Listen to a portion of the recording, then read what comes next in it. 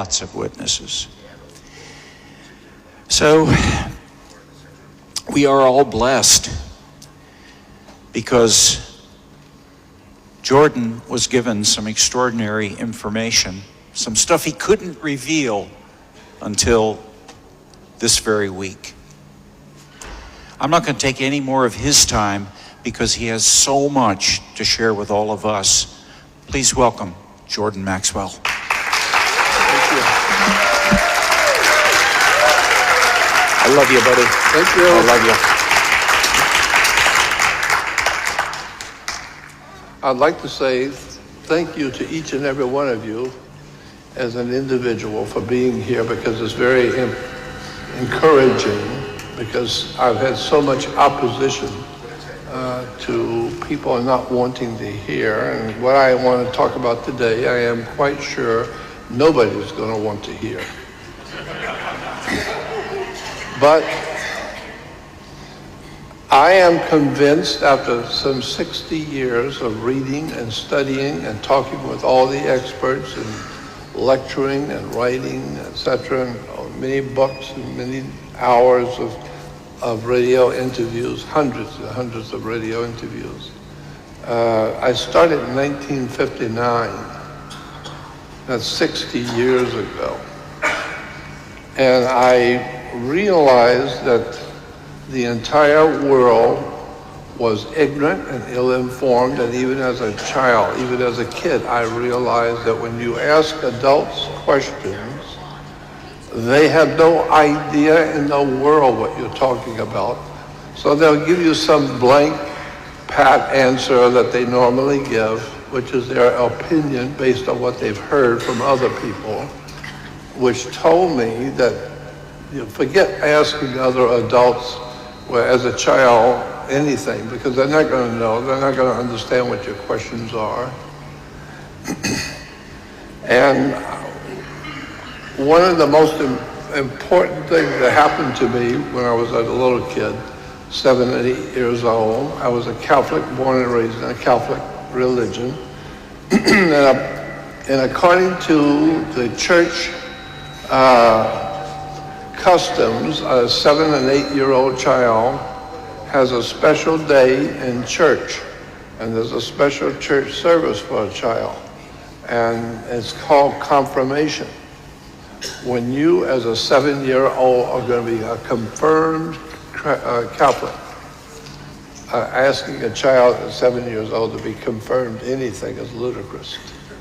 But we were told, I was told in the class in the Catholic school, the couple of days before the confirmation service, that it's possible that the bishop who was coming to town to officiate over the service for the children, that he might ask the children after the service was over if they had any questions. Now that they are confirmed Catholics, he would try and answer the questions. And so we were told, if the bishop does that, if he asks, just remember, you don't have any questions. Period. You remain quiet. And I thought to myself, even as a small kid, I thought to myself, my mother doesn't tell me what I can think. Who are you to tell me what I can ask and what I can't? And so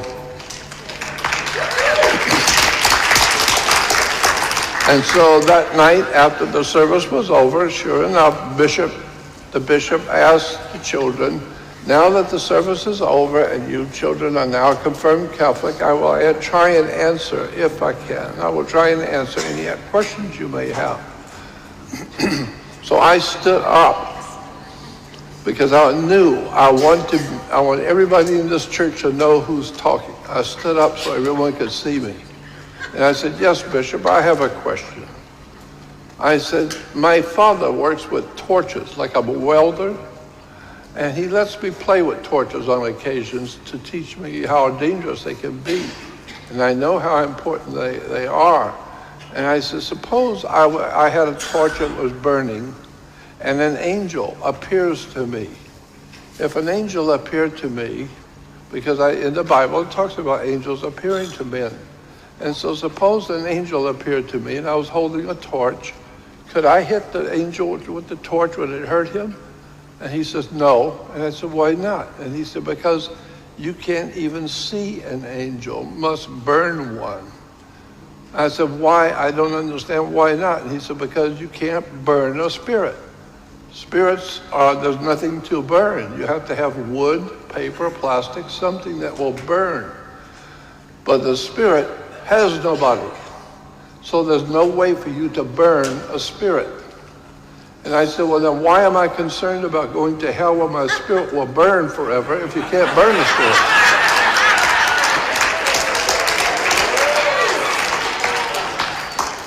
He looked at me like he was, like a deer in the headlights.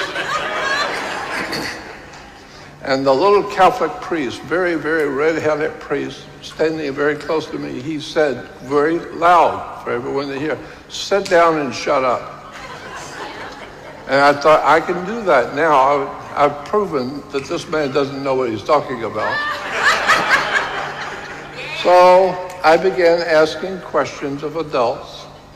And I began to realize that adults do not have any answers. And the reason why is because their parents didn't teach them any answers. And the reason why the parents didn't know is because their parents didn't teach them. And so what we have is a continual repetition of people being born into this world, coming into the world as a baby, and knowing nothing and understanding nothing. And then they grow up and they have babies, and they bring in babies, and more babies are growing up to have more babies. Eventually, you'll have 7.5 billion people on the earth who have no idea why they're here, what they're doing, or where they're going, or where they're going to go when they leave here. So I decided that if I want to know, I need to do the research myself and start learning how to think. And being a Catholic, that's something you don't want to let people know you're doing. So to entertain myself, I used to drop Alka-Seltzer in the holy water.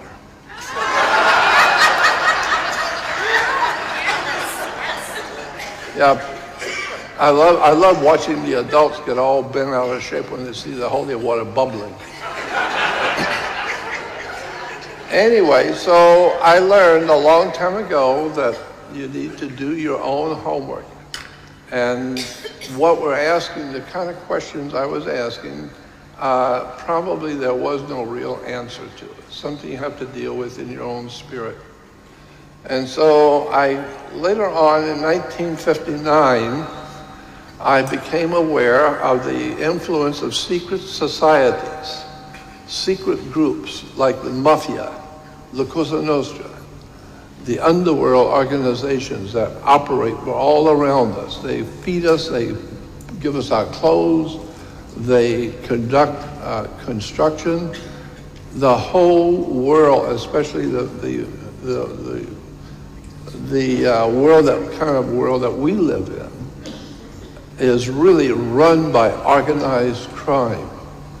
And in my opinion, the most criminal organization that's ever existed on the face of the earth, in my opinion, after 60 years of inquiring, I am totally sure it is the Vatican. The Vatican is the most incredible, corrupt, dirtiest governmental system on the earth. And it has impacted America, it's impacted our country and our government, and it's an incredible story. So I set for myself the goal of studying as much as I could every day about the secret societies that run the world. And that started in 1959. Later on, after a few years, I came across a man named Anthony Hilder. And Anthony Hilder was a very big name in Hollywood at the time. And he had produced a series of records, 33 and a third records, all three of them. And it was called Illuminati. And in it, he had another man named Myron Fagan explain how the Illuminati secret societies operate in the world today. And it was the most incredible subject I have ever heard, most outrageous lecture I've ever heard. If you would like to hear it, it's on my website. I have a copy of it. I put it on my website. My website is Jordan Maxwell Show, S-H-O-W. You have to add the word show, jordanmaxwellshow.com. And when you go on jordanmaxwellshow.com, you will see an advertisement, a little flyer, talking about Jordan Maxwell Research website. So you have to join the research website. And the reason why you have to join it is because I have lawyer friends who have told me, if you're going to tell the public things which you better be careful when you talk in public about, then you had better put it on a private website so that people have to join, which shows they want to hear. Because my lawyer friends told me, if you go to a restaurant and there's about 10 or 15 people with you, and you're sitting in the back of the restaurant with your group of people, whatever, at that dinner table, you can say anything you want about anybody. Call them any name you please, say anything you please about anybody. That's if your friends will accept it. But if you go on radio or go into the public and start talking that way, that's different, because government is empowered to protect the public. Therefore, if you're using terms and words and saying things about people that was very offensive, government can come in and ultimately shut you down, because they're protecting the public from hearing the truth or what you feel. And so I became fascinated with this subject of the Illuminati, and like I said, if you go on my website, Jordan Maxwell Show, and go to my Jordan Maxwell Research website, that's a private website and you have to join it. And it's only a one-time contribution for a lifetime subscription. And if you go to the audio video part of my research website, it's called Audio Video, and click on it, the very first lecture you will hear is the one I heard in 1959 that changed my life. It was the most extraordinary expose of secret societies operating in the Western world and how our government really works. It was so incredible that it changed my life. And I've been going after this information for the past 60 years. And that's what I'd like to present to you today. So my lecture is on the exposing of the secret society called Illuminati. It has been featured in television shows, motion pictures, many books written about it. But I started talking about it back in 1966. It was my first year I started talking about the Illuminati. And since 66, it's now in movies and motion pictures, as I said, in television shows, all over the web and all over the world. And I'm sure that probably a lot of them have heard me talking about it, and it's really extraordinary. So the lecture today is I would like to expose what I consider to be the most incredible secret society operating on this earth behind our U.S. government, behind the United Nations government, and behind the world religions. And believe me, one of the most important tools in the hands of these criminals is religion. The church is nothing more, today the church is nothing more than an integral part of the Illuminati movement in the world to expose the human race to the lies and deceptions and pre-program us so that we will begin to believe certain things which are not true. And one of the things that we believe is not true is that Jesus will be coming back to save us. There was no Jesus. Never existed. In my opinion, never existed. And it's going to be very difficult for anyone to come back when we're told Jesus will be coming back in his second coming. I'm saying it will be absolutely impossible to come back and make a big comeback on the earth if you've never been anywhere to start with. And so I don't believe he's coming back because I believe he was never here to start with.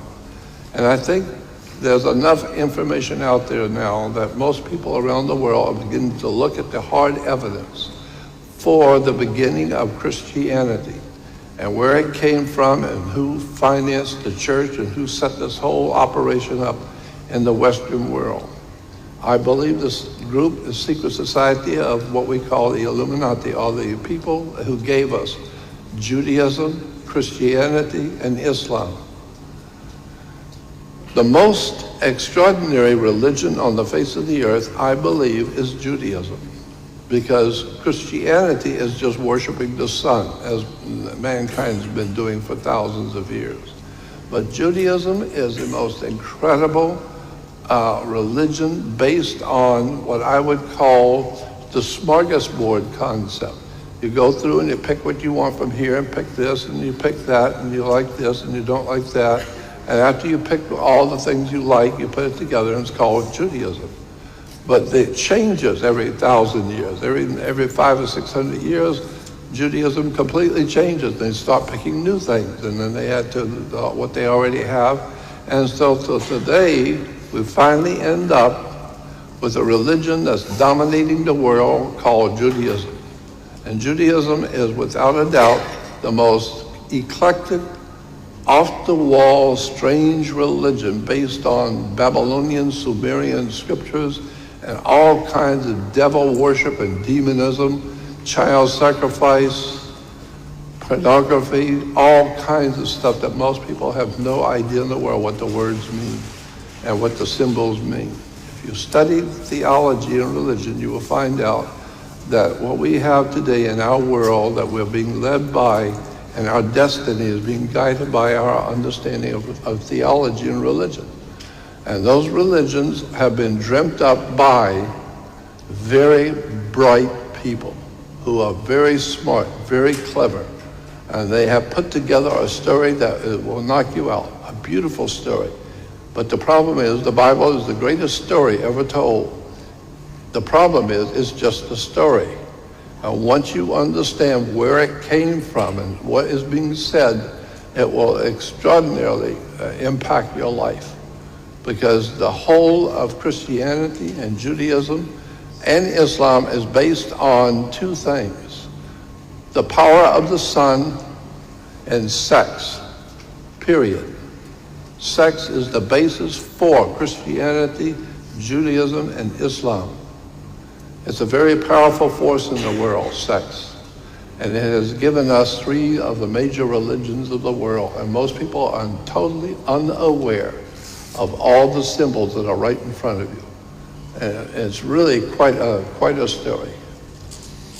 I mean, in order to be a clergyman in the Christian religion, you have to go to a seminary.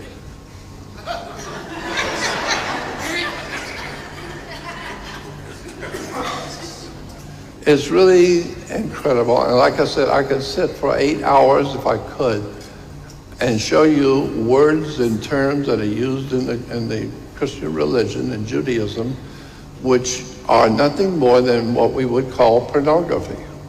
Pornographic pictures and emblems and symbols and words. It's just incredible what the religions of this world have gotten away with. So, in order to explain the Illuminati, the Bible says in the New Testament, Ephesians 6:12, the Apostle Paul wrote about 4/5, I would say 2/3 of the New Testament was written by one man, Saul of Tarsus, the one that is in the Bible called the Apostle Paul. But the Apostle Paul, who wrote 2/3 of the Christian scriptures, was not a Christian. He was a Greek Gnostic. He was a Gnostic, has nothing to do with Christianity. And when you understand the Gnostic tradition, then you can understand the New Testament. It's an encoded message, an encoded story that you have never been told about, and it's presented in such a way to look like it's history of a religion that had happened. In point of fact, no, it's not a religious history. It's a Gnostic traditional story. And so the Apostle Paul, the Gnostic, wrote in the New Testament, Ephesians 6:12, he said, "For we wrestle not against flesh and blood, but against principalities and against powers, against the rulers of the darkness of this world, against spiritual wickedness in high places." When I heard a lecturer talk about this once, it caught my attention. When the speaker said, go back and read what it just said. We have a war not against flesh and blood, but against principalities, against powers, and against the rulers of darkness, which implication is that the ignorance of this world, totally ignorance of this world, is being ruled over. Somebody knows what they're doing, and they're misleading us purposely. So the rulers of this world of darkness implies that there is a secret group of people in the world that know better, and they know exactly what's going on. They know the history of this earth, they know the history of mankind, and they are purposely misleading the human race to believe religious ideas which have nothing to do with the reality of the world we live in. So, books like Conspiracy Against God and Man, the study of the beginnings and the early history of the Great Conspiracy. This is what I choose to call this subject, the Great Conspiracy against the human race. Woodrow Wilson, the 33rd president, I think he was, of the United States, said, "Since I entered politics, I have chiefly had men's views confided to me privately. Some of the biggest men in the United States in the field of commerce and manufacture are afraid of something. They know that there is a power somewhere, so organized, so subtle, so watchful, and so interlocked, so complete and so pervasive, that they had better not speak above a breath when they speak in condemnation of it." What the president is saying is that people who run this planet, the guys at the top, know that there is a very powerful secret criminal organization, like in your mind, like the mafia, like La Cosa Nostra, secret societies. And they are very dangerous and deadly. If you know about them, you need to keep your mouth shut. And I can tell you some stories you would not believe about the underworld. John Kennedy said, "There's a plot in this country to enslave every man, woman, and child. Before I leave this high and noble office, I intend to expose this plot." Yeah, this was 7 days before somebody exposed him to a plot. He was assassinated. The President of the United States was killed in public, and nobody went to prison. No one went to jail. It was all washed over, and nobody cares. It's over and done. He's dead and gone. Somebody killed the president and got away with murder. There is another book called World Revolution, The Plot Against Civilization, by Nesta Webster, from the Webster dictionary family. She was very, very bright and very incredibly smart. And she wrote a book called World Revolution, The Plot Against Civilization. Here is a picture that is exactly, in my mind, a picture from the World Revolutionary Movement. It's called the WRM, World Revolution Movement. And it's a secret society of criminals who run banks, insurance companies, governmental systems, advisors to government. And I've known some of them personally, and I've learned some of this from the people I've known personally. And it's an incredible organization. You'll see in the back, above the head of the guy at the opposite end of the table, you'll see the pyramid on the dollar bill. The pyramid on the dollar bill, the eye on the pyramid on the back of the dollar bill represents the Jewish Messiah. The Messiah in Judaism, the one who is to come, the Messiah, is a word that is used in the ancient Greek and the Hebrew religion for a triangle with an eye on top of a pyramid. Many people do not know that. Many Jews have no idea in the world what that eye on the pyramid represents. It's their Messiah. And the same word in the ancient Greek is used in the New Testament for Jesus. Jesus is referred to as the chief cornerstone, which is in the ancient Greek language means a triangle on top of a pyramid with an eye. So that pyramid on the dollar bill represents the human family, the whole human race. And that triangle at the top represents the Messiah, the highest intellect and the highest spiritual presence in the universe that mankind is building up to. We're all hopefully climbing up the pyramid of knowledge and wisdom to be able to reach up and touch the Messiah, to reach up and touch Jesus, the greatest knowledge that we could possibly have coming from God, because it's an eye in the pyramid. The eye is, of course, the sun. Anyway, here in the 11th report is called the Senate Investigating Committee on Education. It's the California legislature. This is a California state document. And as you will see, it's published by the Senate of the state of California. This was back in 1953, the regular session. It says, since many intelligent persons, even in high official positions, do not appear to have acquainted themselves with the real nature and the seriousness of communism, it is perhaps appropriate to give briefly some really informative and authentic data concerning communism. Goes on to say communism and Russia are by no means synonymous. Russia merely occupies the unfortunate position of being communism's first victim. Communism is synonymous with world revolution and seeks the destruction of all nations, private property, and all political and civil liberties. And this is what we want to talk about today.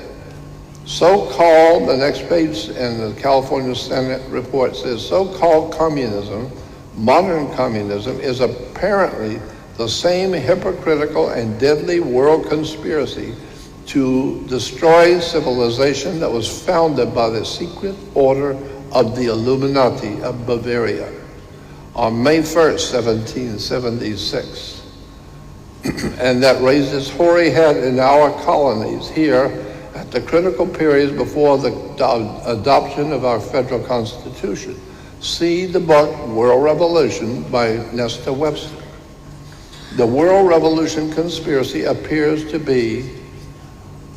have been a well-organized and a continuing plot, and ever on the alert to take advantage of every opportunity presenting itself or that the conspirators could create.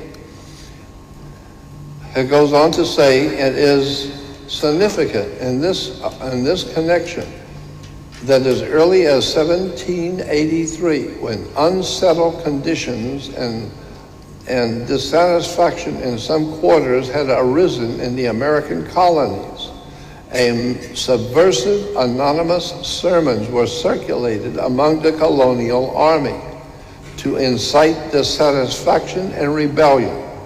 George Washington immediately called the army together, and in addressing them, he used this significant language. George Washington said, quote, "My God, what can this writer have in view by recommending such measures? Can he be a threat? Can he be a friend to the army? Can he be a friend to this country?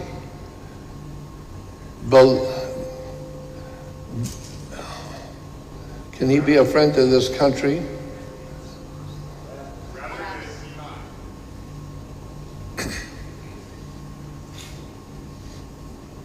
Is he not an insidious foe, some emissary, perhaps, from New York, the Empire State,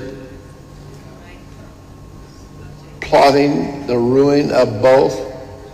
And then he goes on to say in the bottom paragraph, the state of California goes on to say, it is plain that Washington believed that the center of the secret conspiracy, so far as this country was concerned, to be located in New York, and felt it to be his duty to make such a direct comment. So George Washington is saying there's some emissaries from New York who are plotting the ruin of our baby country, of our new country, from New York. Yeah, the Communist Party of the New York State. New York has been, whether the center of this conspiracy, so far as this country is concerned, has continued to use New York as its base up to the present time, it is very apparent that in recent times New York has held and is now holding the center for the stage for communist activities in this country.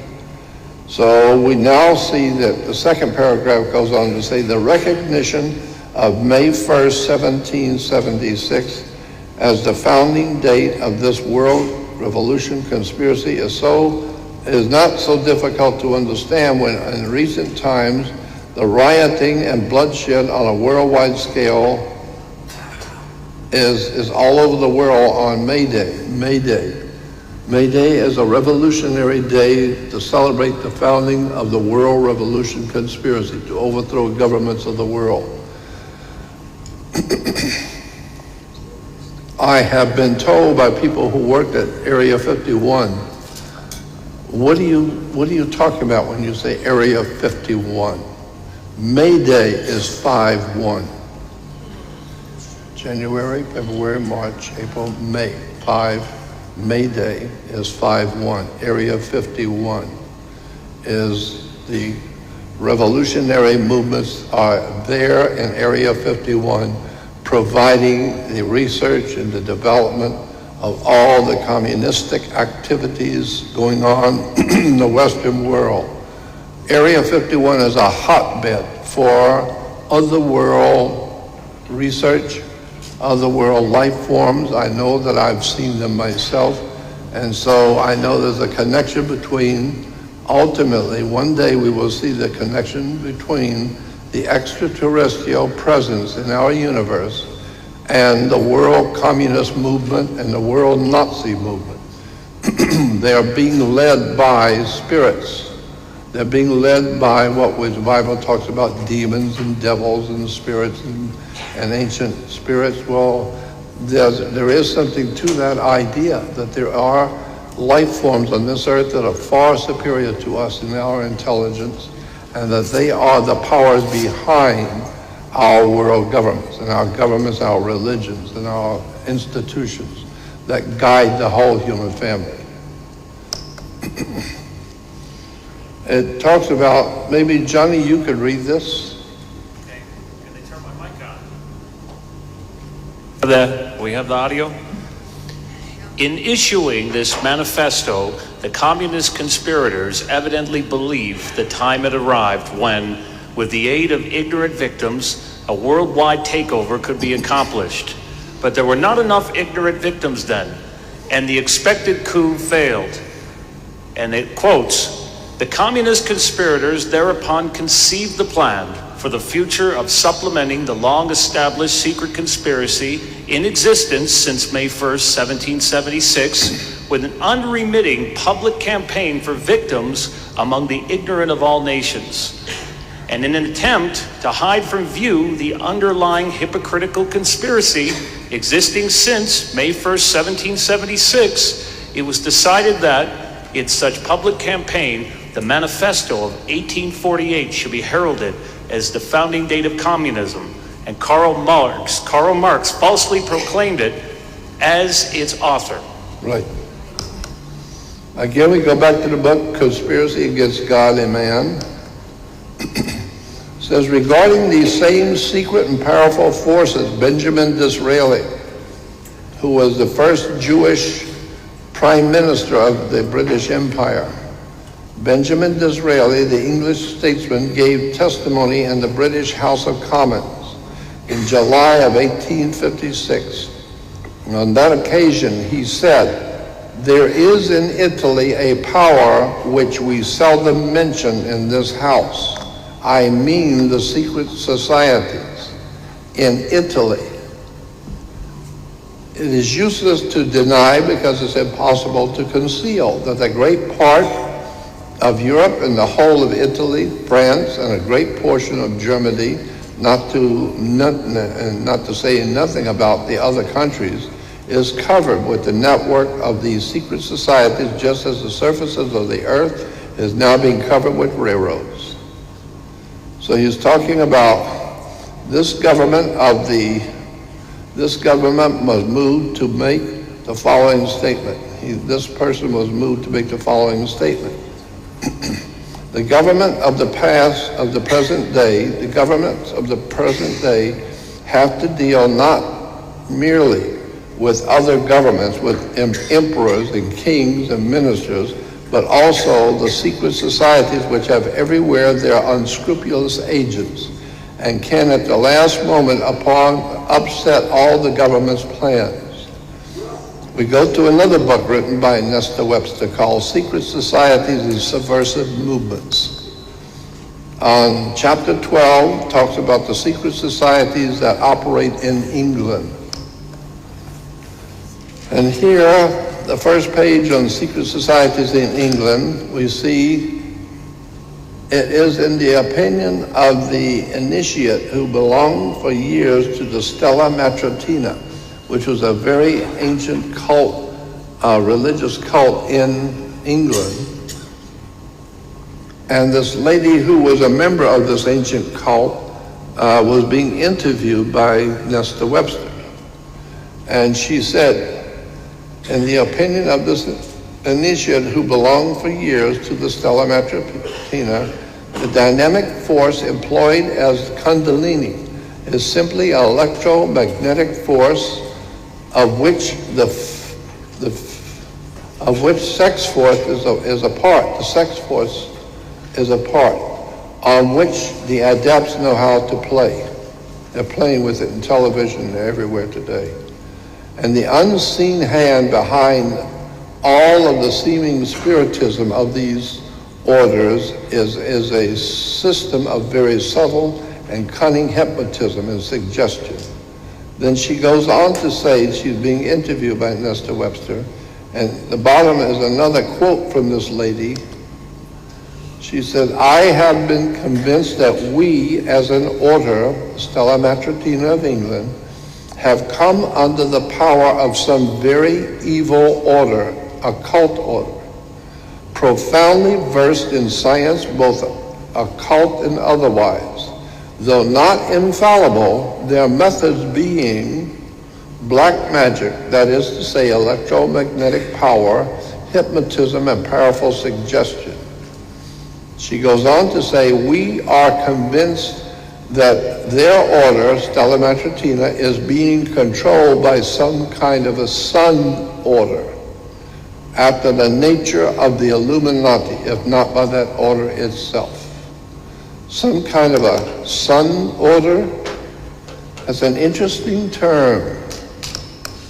In order to understand the world crises today, we need to go back 4,400 years ago to the Mesopotamian sun worship. Later became the Aton worship of ancient Egypt. And this is where the real story begins. Aton worship is the problem we are facing today on the earth all over the world. There is a very powerful secret society that we loosely call Illuminati. But what they are doing is they're using the occult mystical powers of ancient Egypt, and they call it Aton, A-T-O-N, Aton worship. Aton worship is the worship of the god of the sun in Egypt. The sun god was called Aton, A-T-O-N. Aton became Aten, and Aten became the sun god of Egypt. And so the Aton worship in ancient Egypt is what's dominating us today. Here is a picture of Aton, the sun god, in the ancient Egyptian system. The Aton was a very powerful secret society sun god, and the sun illuminates the human world.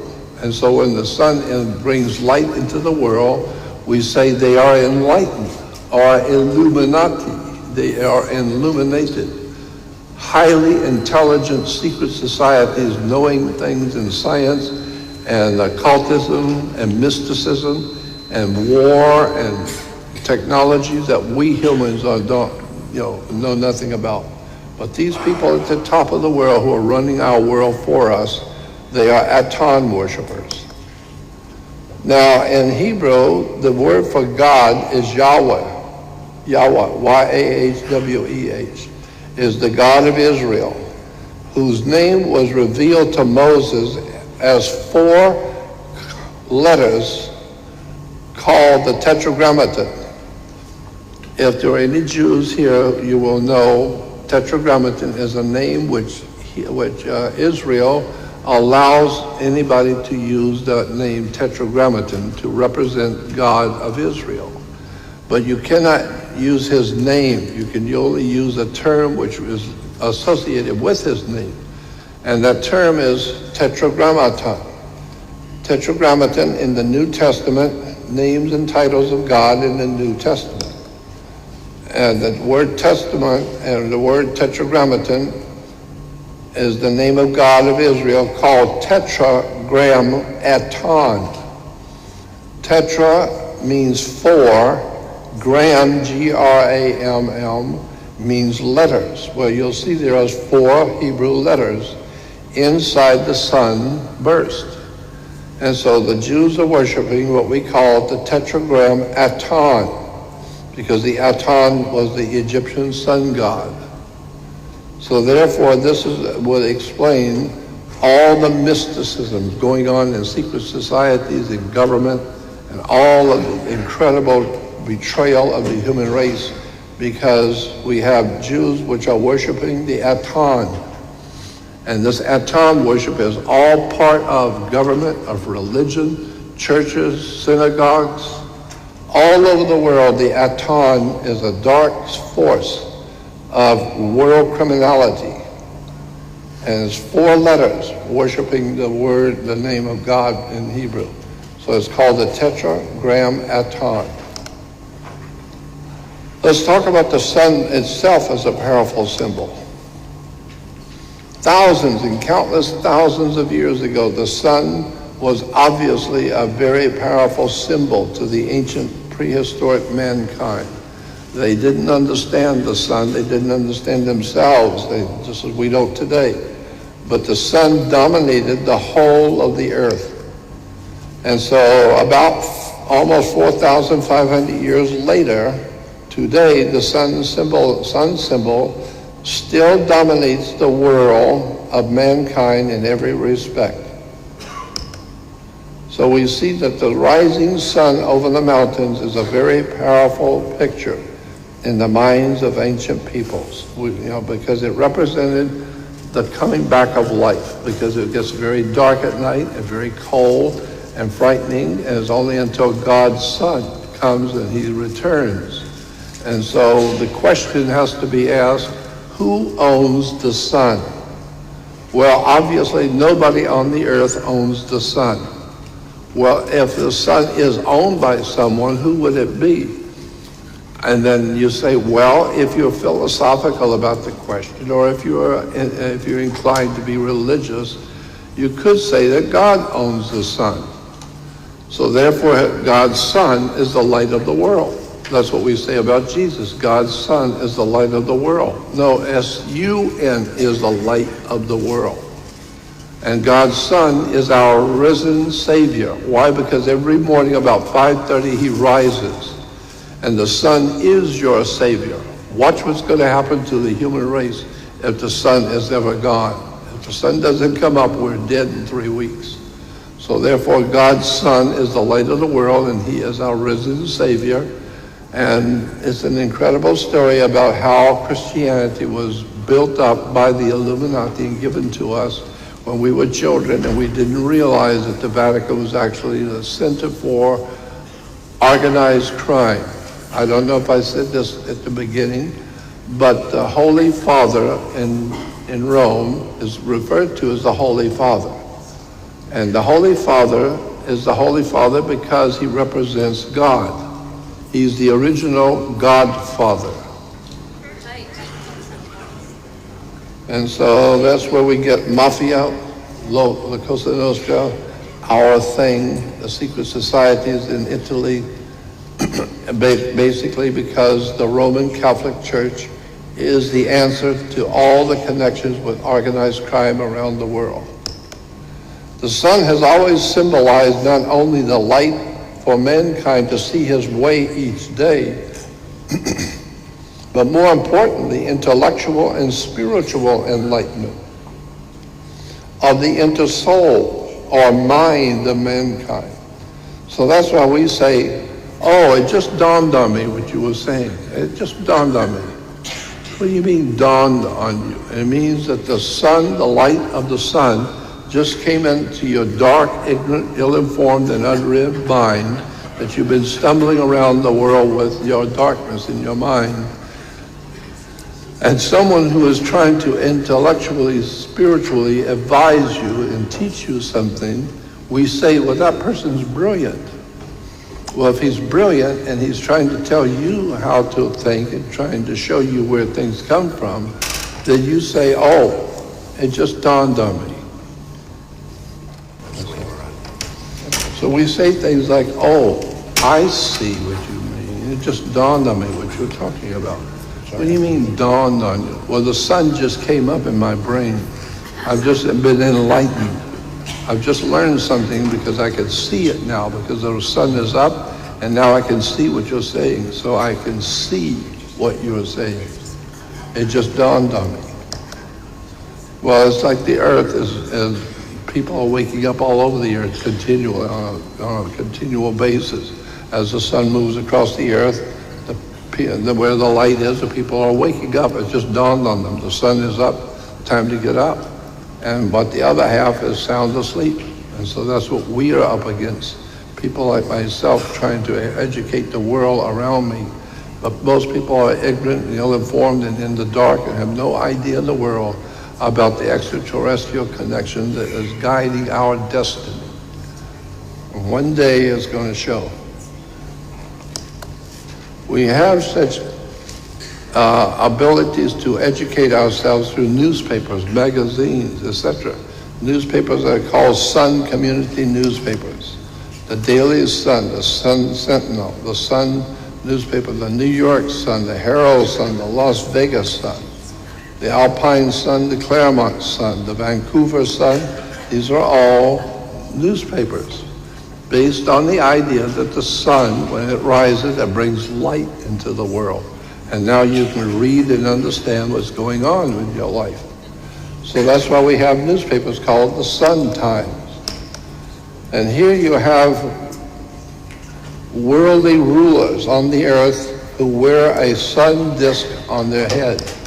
We see that in almost all the ancient cultures. The kings and rulers wear the sun disk on their head because they represent the sun god, Aton.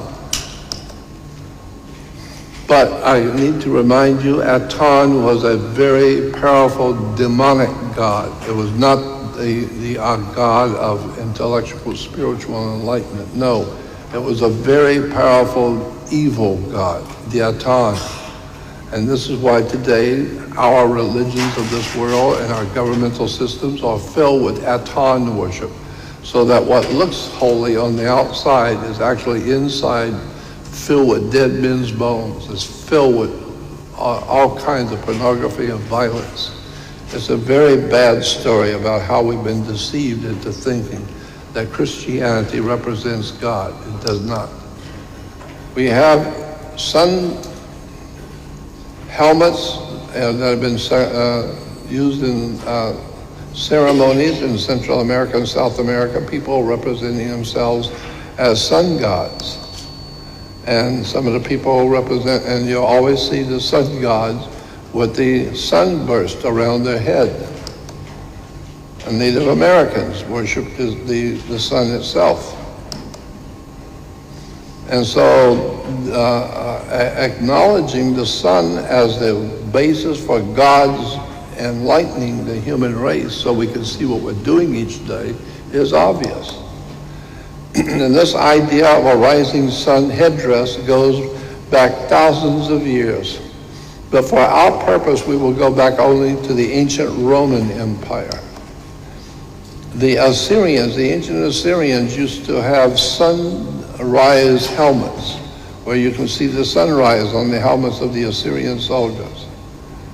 But the Roman Empire, when being developed, also had sunrise helmets to represent that they were worshiping God's sun, the light of the world. They are the bringers of the new dawn, the bringers of the new sun that will rise. And so the Roman soldiers and the Roman generals all wore sunrise helmets. And this is where we get in the Vatican the worship of God's sun, the light of the world. The Vatican is the biggest criminal organization on the face of the earth. You can tell that by how many mafiosi and gangsters will go to Rome and bow on their knees and kiss the ring of the Pope. The idea is you better bow on your knees and kiss the ring of the Pope, because if he decides he doesn't like you anymore, you're dead. You're a dead man walking. And so, in fact, the ancient Romans, in ancient Rome, there was an imperial Roman sun cult. And that's what we want to look at today. The imperial Roman sun cult in Rome, today we refer to it, it's still there, we call it the Vatican. And in the Vatican you will see the sun as the back of the Vatican as the whole instrumentality of the Roman Catholic Church is based on the sun worship of Aton.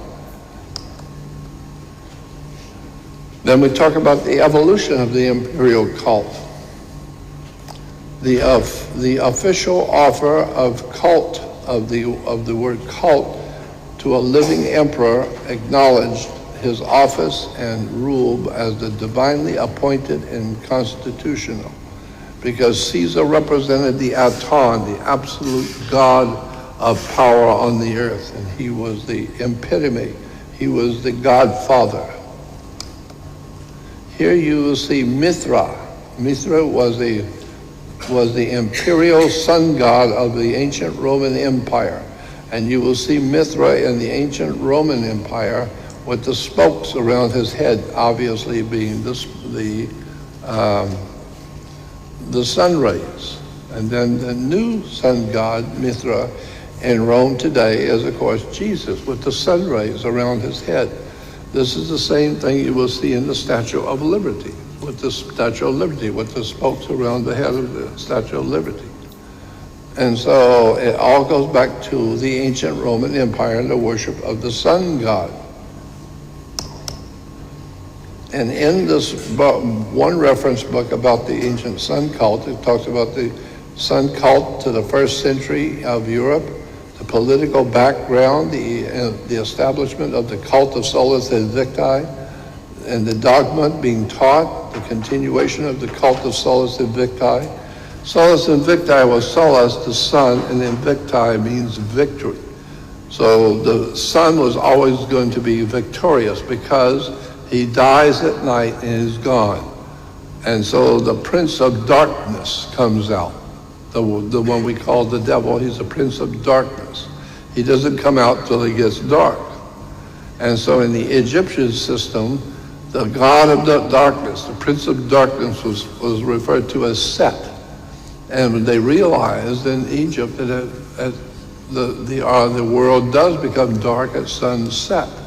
So he's the evil sun who is named Set. And so the invincible Mithra was the solus invictus, means he's victorious. Every morning he will rise again. He may have been chased away and died at night, but he will come back and he will rise again. And so he's always going to be our risen Savior.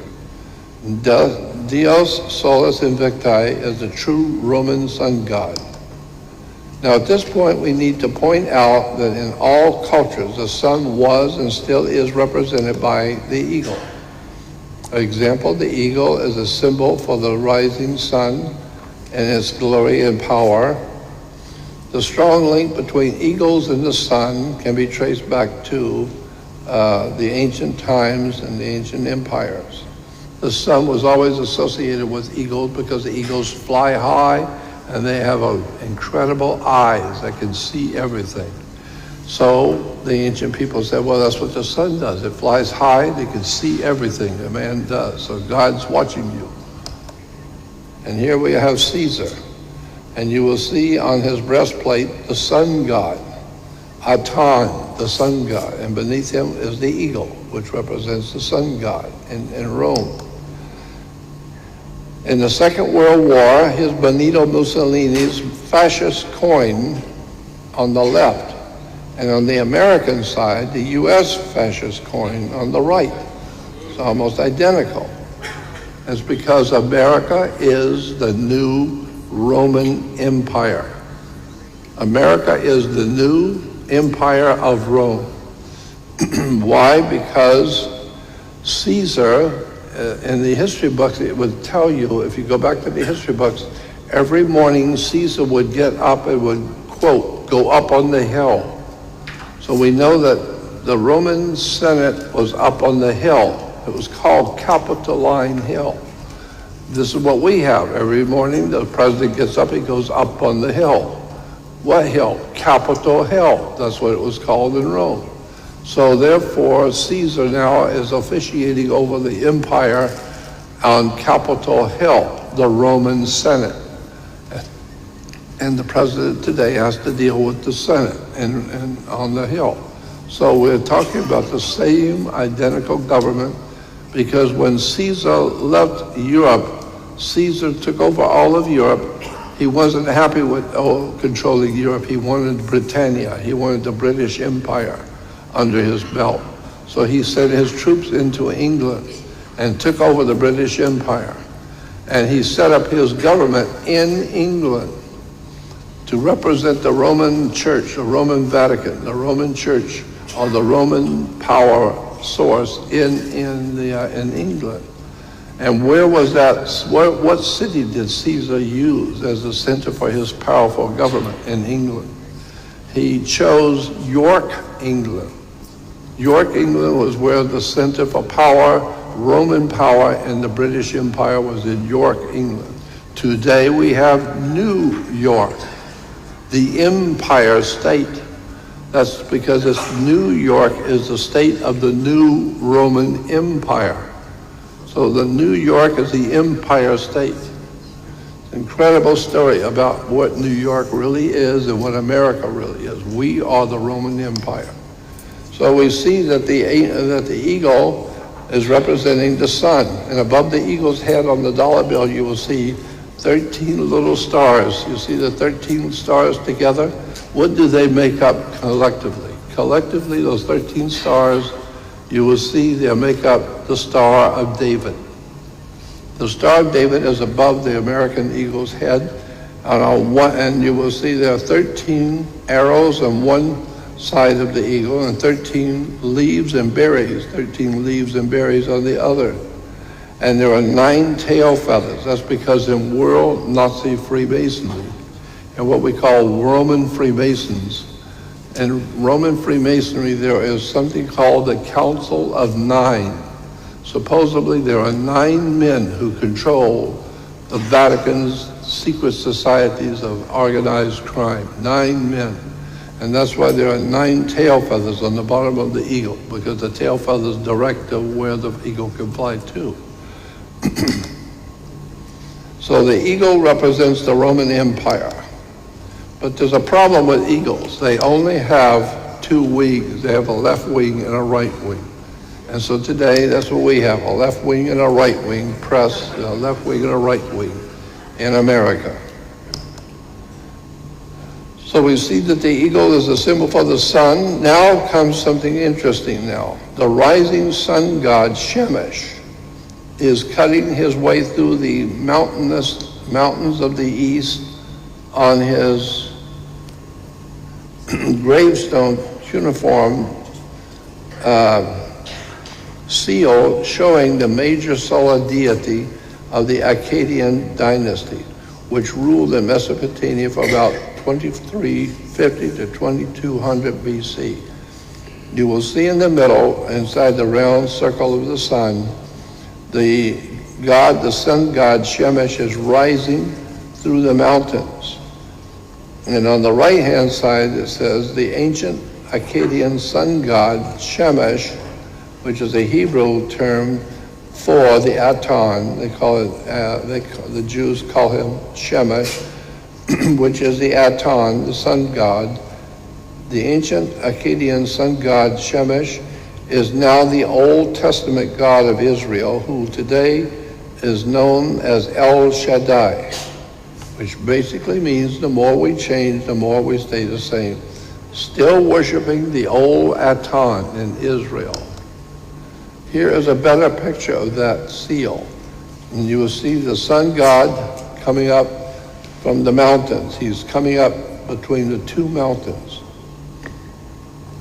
Now, look at the sun god as he's coming up between the two mountains, and you will see on the bottom right, you will see an Egyptian interpretation of the same sun god rising above the mountains. This is the same identical symbol as only in Egyptian. And you will see the sun rise between the two mountains of Shemesh or Aton. Holy is my God. A very ancient world-class symbols of the God of the world rising between two mountains is still used in religions today. So we have holy as my God. And this holy is the God Shemesh, who is coming up through the mountains and clawing his way through the mountains and rising. What's interesting, though, is this idea of the sunrise between two mountains. You watch this. First of all, there was a book put out just recently, the last few years, called Fire in the Minds of Men, The Origins of the Revolutionary Movement. The Origins of the Revolution, the World Revolutionary Faith and Movement, by James Billington. James Billington was the chief librarian for the Library of Congress. You don't get any more mainstream than that. And in his book, he said the history of modern revolutions is the story of people in the grip of ideas and beliefs. In this masterful work, James Billington, whose first book was called The Icon and the Axe, established him as both a formidable scholar and a sparkling storyteller. But in this book called The Fire in the Minds of Men, he traces the course of the revolutionary faith from its earliest origins in occult Freemasonry to the allegedly scientific Marxism of today. So when we talk about scientific Marxism, world communism is actually being carried on by a secret society in Rome, which we call Freemasonry.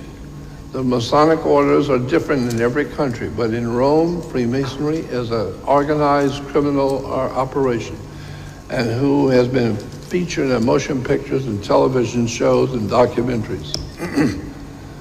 Now, here at the front of the book, the first of the book, is in the introduction, is a very important comment by James Billington. He said, a recurrent mythic model for revolutionaries, early romantics, young Karl Marx, and the Russians of Lenin's time was Prometheus, who stole fire from the gods for the use of mankind. The Promethean faith of revolutionaries resembles in many respects the general modern belief that science would lead men out of darkness into the light. But there was also a more pointed millennial assumption that, quote, on the new day, the sun that was dawning, the sun would never set. That's a very important term, the new day. You will see it everywhere. So I'm going back to the Promethean faith of revolutionaries resembles in many respects the general modern belief system that science would lead men out of darkness into light, and that there was also a more pointed millennial assumption that on the new day that was dawning, the sun would never set. Early during the French Revolutionary period was born the idea of a solar myth of the revolution, suggesting that the sun was rising on a new world order, on a new era in which the whole world was going to become a world revolutionary movement, and in which darkness would vanish forever. The image became implanted at the level of consciousness that simultaneously interpreted something real and produced a new reality.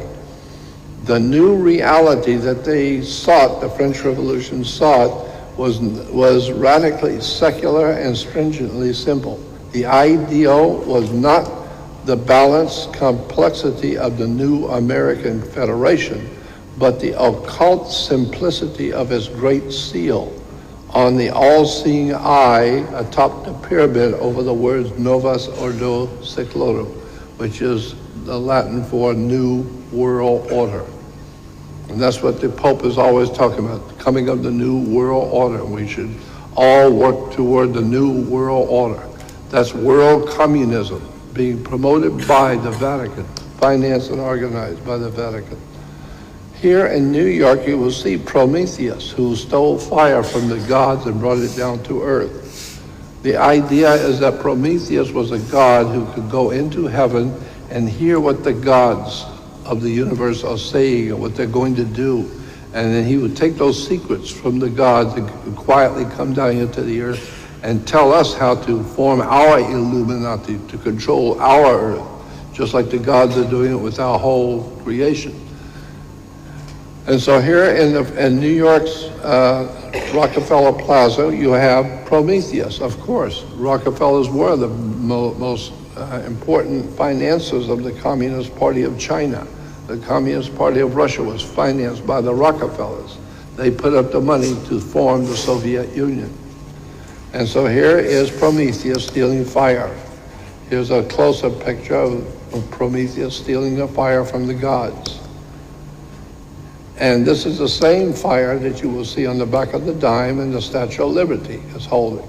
The Promethean fire of revolution represents the fire of revolution around the world. Again, the recurrent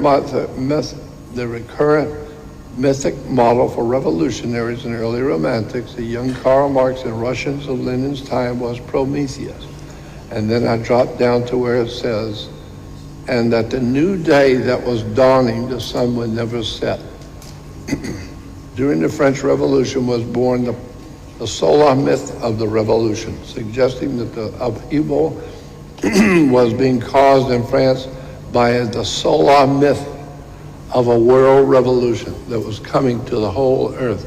And these were the French Grand Orient Temple Masons that were holding this belief and promoting it through the Vatican. Masonic Orders of Fraternity by Manly P. Hall. Manly Hall was a profoundly gifted Masonic master, and he was my dear friend.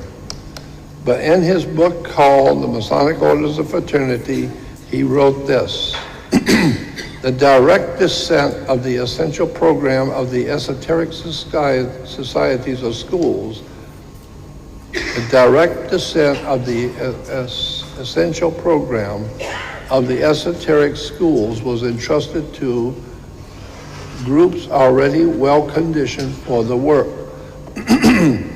The guilds, trade unions, similar protective and benevolent societies had been internally strengthened by the introduction of a new kind of learning.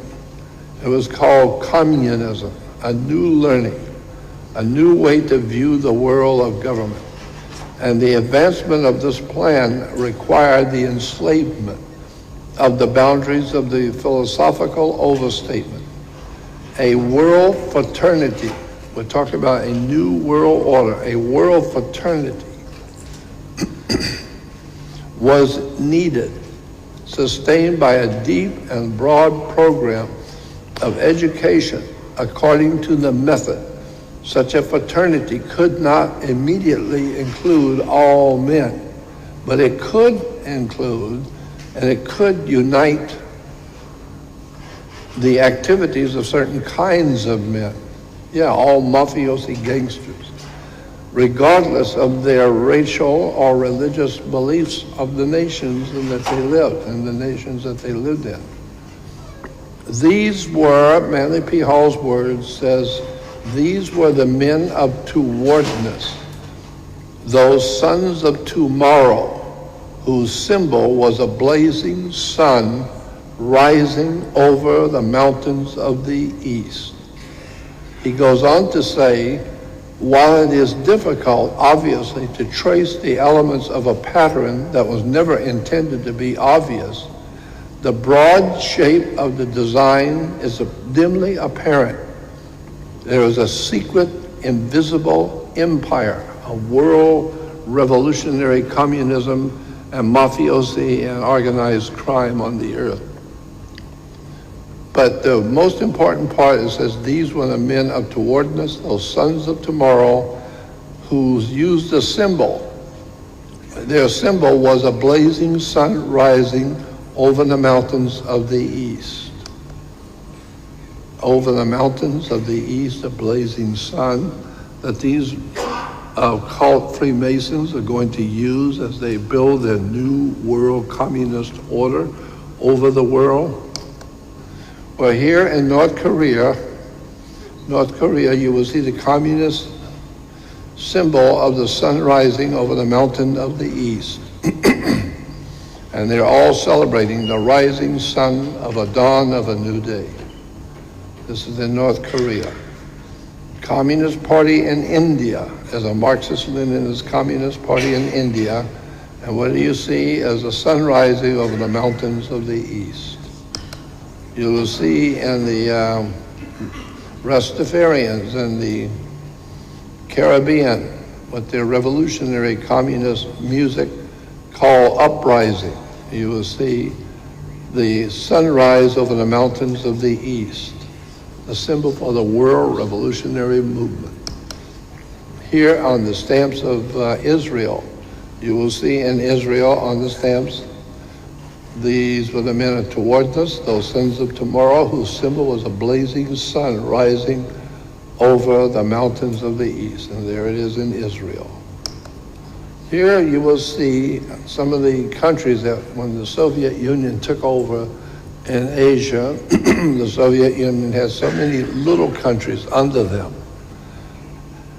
And all of these little countries that the Soviet Communist Party took over, all their countries were always symbolized by a mountain rising over the sun rising over the mountains of the east. Here's Romania with the sunrise over the mountains. In communist Mongolia, you'll see the sun rising over the mountains. You'll see it everywhere in the Soviet Union. In Armenia, you will see the sun rising over the mountains of Armenia. The sun rising over the mountains. And here it is again in Armenia, back in 1919. You'll see the sun rise over the mountain. It's a symbol for the world revolutionary Masonic order, who's operating out of the Vatican, operating purposely to overthrow the governments of the world and to bring under subjection all of the peoples of this world under a communist regime, under a one world government with absolute power over the whole human race. You will always see the sunrise behind the mountains. and all communist symbolism of the different countries that communism has taken over.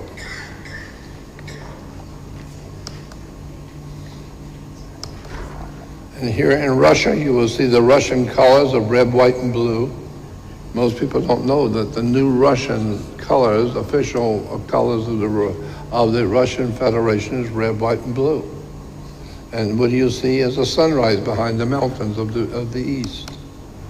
So we see it everywhere, the concept of the sunrise behind the mountains representing the world revolutionary movement. Here's the international official organ of the Independent Theosophical Society, and you will see above is the Star of David and the swastika and the crux from Egypt, and you will see in the Egyptian door, you will see the sun rising over the mountains of the east. The People's Republic of Japan, you see the sun rising over the mountains of the east. Even in Asia, you will see the same concept. Everywhere you see Bolivia, with the sunrise over the mountains. Masonic Orders of Fraternity again talks about the sun. The symbol was for the blazing sun rising over the mountains of the east. This is important because you have, in the west, you have British Columbia, the sun rising over the mountain. And then on the east coast, you have the District of Columbia. Here you have the state of Arizona. You see the sun rising over the mountains. Here's Nevada. There's Montana. You will see the sunrise over the mountains of the east. Here's Romania with the sunrise. Communist Mongolia. We have the state of Ohio with the sun rising over the mountains of the east. This just shows you how the Illuminati has set up our states and our state governments a long time before your great-grandmother was even born. A long time ago, back in the 1800s, 1700s and 1800s, when America was being founded, all of our states that were being founded by the secret societies of Freemasons out of Rome. The Holy Father, who represents God, he was the Godfather. This is why our country is in the condition it's in today. The state of Arizona, you see the sunrise. Nevada, you'll see the same sunrise. Everywhere you look, the state of Indiana, you'll see the sunrise over the mountains. The Department of the Interior back in 1849. What do you see but the sun rising over the mountains of the east? Nevada again. Santa Barbara, the city of Santa Barbara has a sunrise over the mountains of the east. The state of Alaska. And in New York, the symbol for the state of New York is the sun rising over the mountains of the east. Again, you see the same thing in New York and New York City and New York State, Kansas. So this is a very important symbol of the sun rising over the mountains. Obviously, the idea is to express that the world revolutionary movement called the Illuminati is setting up your world, is setting up your country, is setting up your different states, is setting up your banking institutions, is conducting your wars, is setting up your churches and your religions, and the entire superstructure of Western civilization is being quietly and professionally put together in such a way that you will never know how your government really works. But they are in control, period. And here we have the Arab Federation. You'll see the sunrise behind the mountains of the east with the Arab symbols for the swords. Now here's an interesting side note. This is the old seal that we saw before, Shemesh, the sun god, rising. Look on the bottom, at the bottom right, you will see the Egyptian counterpart. This is the old Assyrian sun god Shemesh But you'll see the Egyptian counterpart. You see this symbol? Yeah. Well, here's the sunrise over the mountains on Google. The Egyptian sunrise you will see on the bottom right. Sunrise over the mountains on Google. Sunrise on the mountains in Apple. You have sunrise over the mountains of Microsoft. Sunrise over the mountains in Samsung. Sunrise over the mountains on Twitter. Sunrise over the mountains on Facebook. Sunrise over the mountains. Sunrise over the mountains. This is why all of these different systems are referred to as social networks. Why? Because it's socialism. Socialism is referred to as the USSR. When there was a Soviet Union, it used to be called the USSR. USSR for the Soviet Communist Party was the Union of Soviet Socialist Republics, USSR. Today we don't have socialist republics, we have the whole entire world is now being brought into some kind of a world socialist movement or world communism in which the whole earth is going to be guided by a secret society of Freemasons operating out of Rome. As far back as we can go back in history, we can see it came out of Rome. And the new day that was dawning the sun would never set, the new day. Well, here's the Soviet coat of arms back in 1923. The 1923, when the Soviet Union was being founded, they had the Soviet coat of arms. All countries must have a coat of arms. So back in 1923, we have the Soviet Union. The World Communist Party set up the Soviet Union, and it says in the dictionary, the Soviet coat of arms, left, graphically presents the dawn of a new day for the entire world. I just said that before. The new day is dawning. And so the Soviet coat of arms graphically presents the dawn of a new day. And here we have Hillary Clinton running the dawn of a new day for Hillary Clinton, a Soviet operative in America.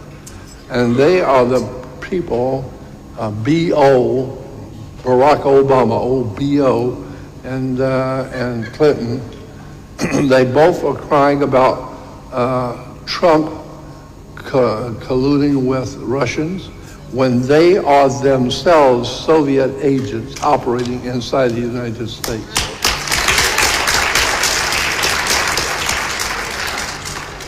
Pretty incredible, the dawn of a new day. The Communist Party was ecstatic over the 2008 election because they finally got old B.O. into office. Barack Obama, the world-famous communist, Marxist-Leninist overthrower of the United States of America. And the people loved it. The people loved him. Well, that's what the Illuminati masters, the Freemasonic orders out of Rome, they knew. The people will love Obama because he's a black man and he talks like a white man. And Hillary Clinton with her dawn of a new day. A new day is dawning. Yeah, thank God he's gone. Here we have Mr. Obama's win was announced in Times Square, New York. And all the airhead, dingbat, knuckle-dragging, goofballs, uneducated dingbats are all crying because we've finally got an old Marxist-Leninist communist who's going to bring about a new world order. And we've been praying for someone to come and bring a new world order, world communism, and this is incredible. A new day dawns for our country, yeah. Ralph Nader says, yeah, it's a new day for America. Yeah, Spider-Man is a brand new day for Spider-Man. In 1939, you will see 1939, the World's Fair. What was the theme for the World's Fair in 1939? See the sun through the grave. It's the dawn of a new day. Hail the dawn of a new day. That's the 1939 World's Fair. 1939, when the Second World War began with Adolf Hitler. And here it is in Deutschland, Germany. You will see the sunrise on the left behind the mountains of the east, and you will see it's a Nazi symbol. Here again, there's a sunrise behind the mountains of the east, and on both of those symbols, you will see it's the eagle with the swastika. Here is an article from the German magazine, talks about Adolf Hitler, the old Adolf Hitler, the old Marxist-Leninist, Soviet communist Nazi Führer, who fed the German people the scam from the Vatican and British BS, and it's worked. It worked for a while. Hitler said Germany can be saved only by the dictatorship of a national will and the determination to take action.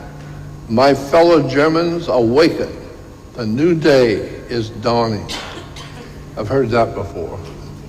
The Nazis with the new day that was dawning, with the communists in Russia whose new day was dawning, and now it's finally starting to dawn on the whole world. We have been had. The entire human race is now in the hands of the secret societies because our states were founded by them, our government was founded by them, our criminal justice system was founded by them, their court systems. It's an incredible story of how the Western world, America, has been betrayed, and ignorant people have no idea in the world what's coming down and what's going to happen to America soon. It's all there. The dawn of a new day, says Hitler. Pope calls for a world new order. I can imagine. Soviet coat of arms, the dawn of a new day. This is talking about the Solomon's Temple in the Hebrew dictionary. It talked about the temple was laid out on the east-west axis with the entrance to the east, on the east. Some have suggested that this permitted the sun to illuminate, like illuminati, to illuminate the inside of the temple, of Jehovah's temple on the first day of autumn. And that this was related to the solar cult of the festival of Yahweh's enthronement, the sun god Aton, tetragram Aton. We see it on Jewish symbols, sunrise Torah.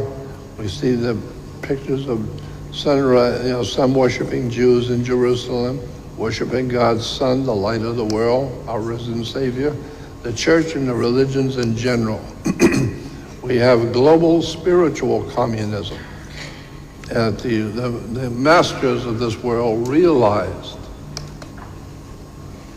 our incoming world government will be called God's kingdom.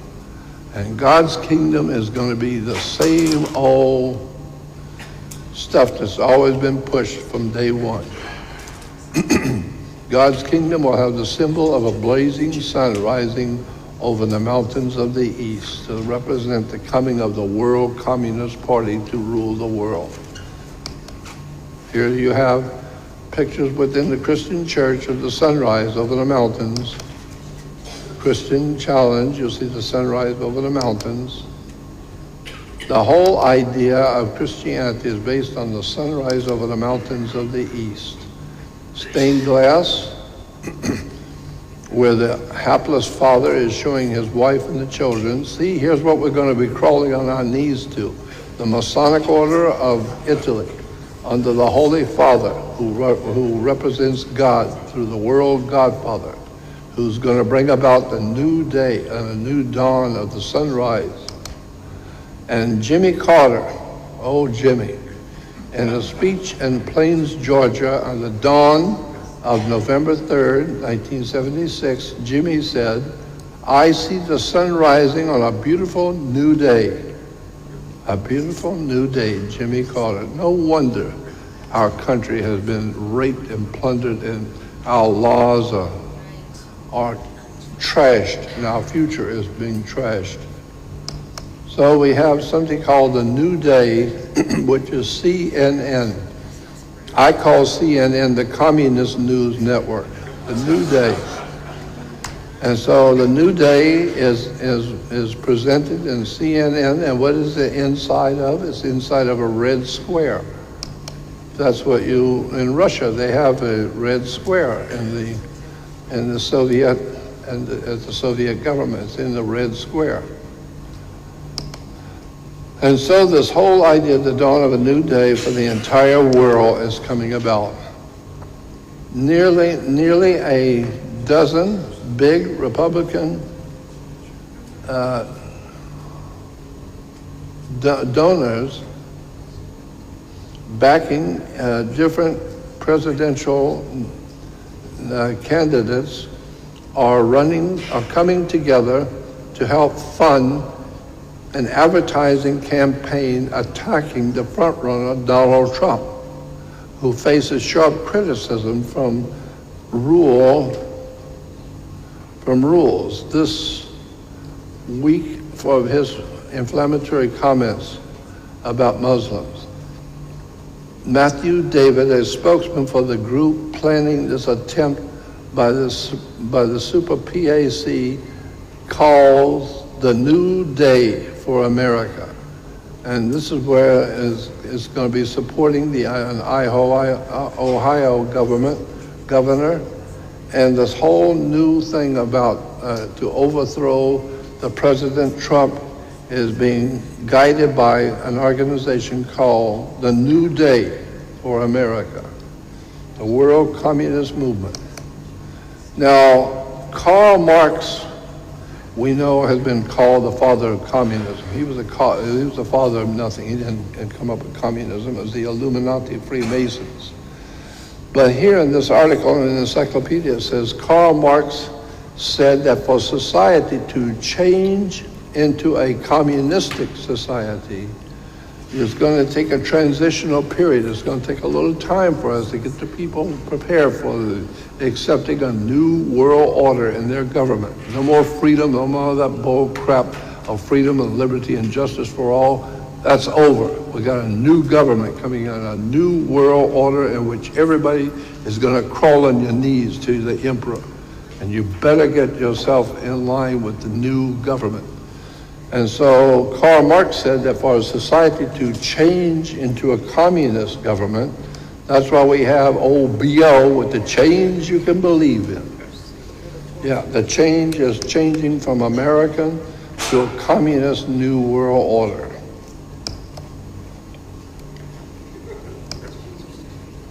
Here in the Discovery Channel had a series of videos put out about the life of Adolf Hitler. And it says on the back of this video, it says, Volume 1, the early years of Adolf Hitler. For a nation in darkness. Well, Germany was not in darkness. It was a highly intelligent country.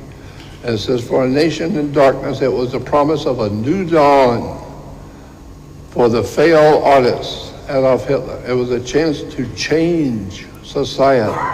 Well, that's what BO talked about, the change that people believe in. This is the change you've been waiting for. You're tired of all this freedom and liberty and justice for all and goodness and decency. Let's change it into a world communist party and a world totalitarian state in which the whole world will now live under totalitarian Roman fashion. The dawn of a new day, communist crap, was not new, of course, but back in 1939, we see the World's Fair was called the dawn of a new day in New York, 1939 World's Fair. Most people didn't know what that all meant, that the dawn of a new day was the World Communist Party out of Italy, Rome, secret societies, manipulating and exploiting the ignorance of the people, setting up a whole new world order. Dawn of a new day. We have the music of Horace Heidt, the musical accompaniment to the 1939 World's Fair. Dawn of a new day. 9.5 mystics, the Kabbalah today. The Kabbalah, and the 9th chapter of this book, called The Fragrance of Eden, the way of one who is caught between the suns of a dying and a dawning new day. It's all part of an ancient Jewish religion based on the Aton, the god of Egypt, the god of the sun. And here you have socialism as dreamed of by Karl Marx cannot be entirely brought about by comprehensive systems of state ownership and by the leveling of wealth. If that were done without the spiritual leveling, the result would be the same as you largely suggest. These were two people talking about, can we have this new world order of the world revolutionary movement take over the entire earth without the churches, without religion? No, you gotta get the churches involved. You get the people in the churches involved to support the World Communist Party. Oh, okay, if that's the case. So here we have Christian television and radio stations with 14 hours of Christian teachings. You will see the first program is called The Dawn of a New Day. The New Day Community Church, sunrise behind the mountains of the east. The New Day Community Church of Nazarenes. It's a new day dawning. So get ready and get on your knees and be prepared to accept the Lord in the new day which is coming. The new Messiah, a new order on the earth. You always see the sunrise behind the mountains of the east. The churches have bought into this stuff big time. It's a new day. Christianity has bought into this Masonic new day, new dawn crap, and the people have no idea in the world. They're just following, as they always have. They just follow what their preachers tell them, and their church is going all the way for the dawn of a new day. Here's a daily Bible study. We need to study about the dawn of a new day. New Day Christian Church Fellowship. It's all over the web, everywhere you go. New Day Christian churches. Everything is the new day and the new dawn with the sun rising. And Jesus, of course, is the sun who's rising. He is our risen Savior. Of course, Jesus is your risen Savior because Jesus represents the sun. And the sun is your risen Savior. If it don't come up tomorrow, we're dead in 3 weeks. So the sun is your risen Savior. So if you're looking for God and anything spiritual in churches, you might as well forget it. This is one great big Marxist-Leninist communist operation that is now hovering over the entire world. And the people of this world have no idea in the world what this stuff really means and where it actually came from. But it's coming. Now, what's interesting in conclusion, and here is the really interesting part, the culmination of all of this. The New Day Church for people like you. And I'm thinking to myself when I first read that, the New Day Christian Church for people like you, who have no brains, who are brain dead, who have never been educated, who don't know how to read, can't think, and have no idea in the world what's going on. This is a church just for you. It's called the New Day Christian Church. So just come on in and sit down and be quiet and make sure you're in compliance with your government. of the New Day Christianity. One last thing I want to show you. Welcome to the New Day Church. This poor girl has no idea on the earth what's going on. And she is leading all the other people who really are ignorant, have no idea.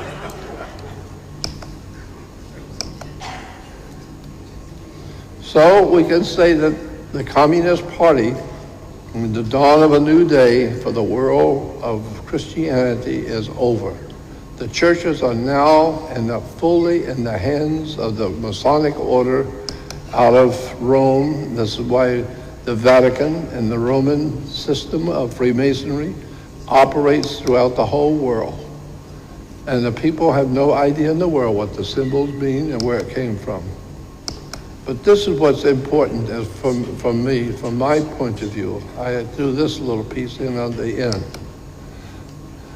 Back in the 1980s, early 1980s, there was a television show about aliens who came from another planet and came here to this world and wanted to take over the world of mankind. And they were reptilian aliens. And they presented themselves as the saviors of the human race. We come here to save the human family, to protect you and to give you new technology and all these wonderful things we're going to do for you while we're eating you. And so the television show was the original miniseries called V. Do you remember this? Did you ever see it? Yes. Okay, now, V was redone a couple of years ago. A couple of years ago, ABC, this was originally on NBC. ABC, equally as bad as NBC.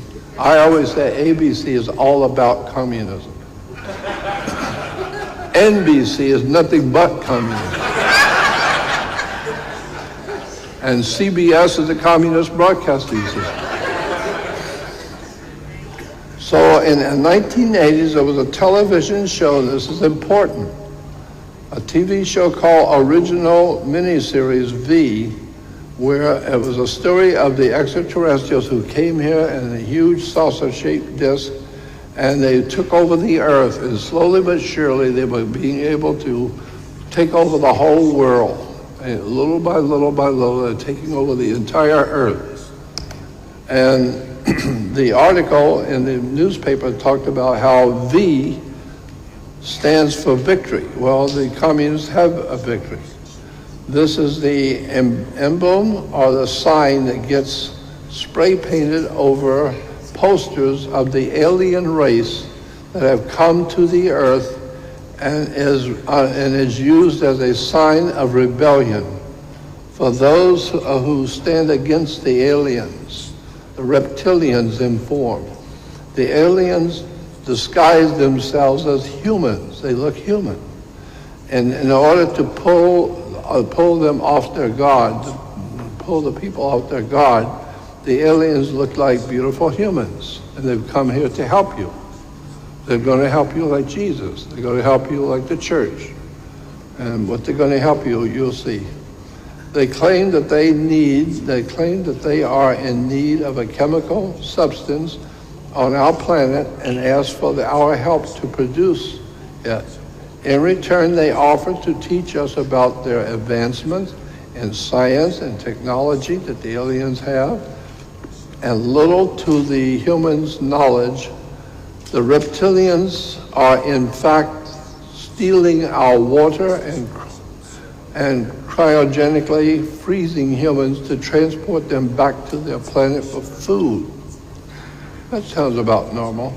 The series centers on the efforts of a journalist named Michael Donovan and a group of rebel fighters who try and save the planet by fighting against the aliens. So if you remember that show, it came on back in 1980 called V. Well, ABC also created the show just recently.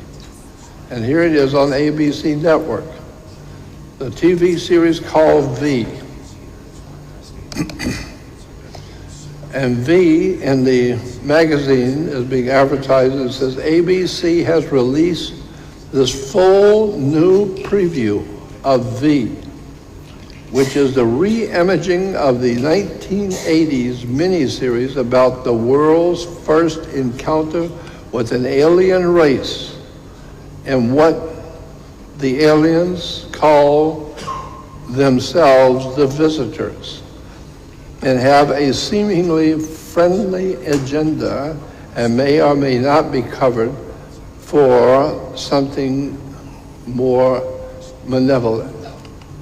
So ABC has redone the television show V.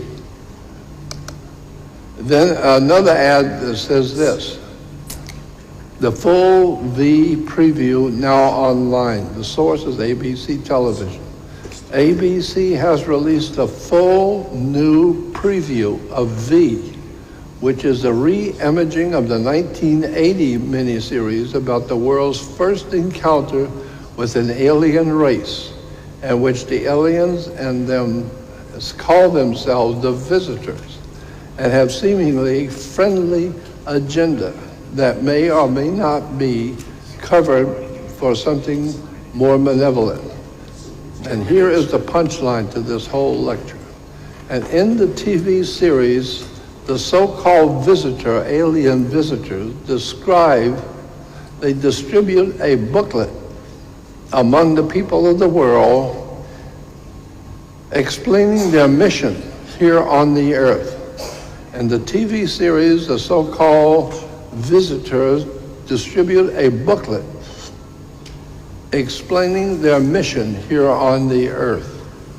I think that's very nice of them to do that, to explain to all the humans on the earth what the alien visitors are going to do.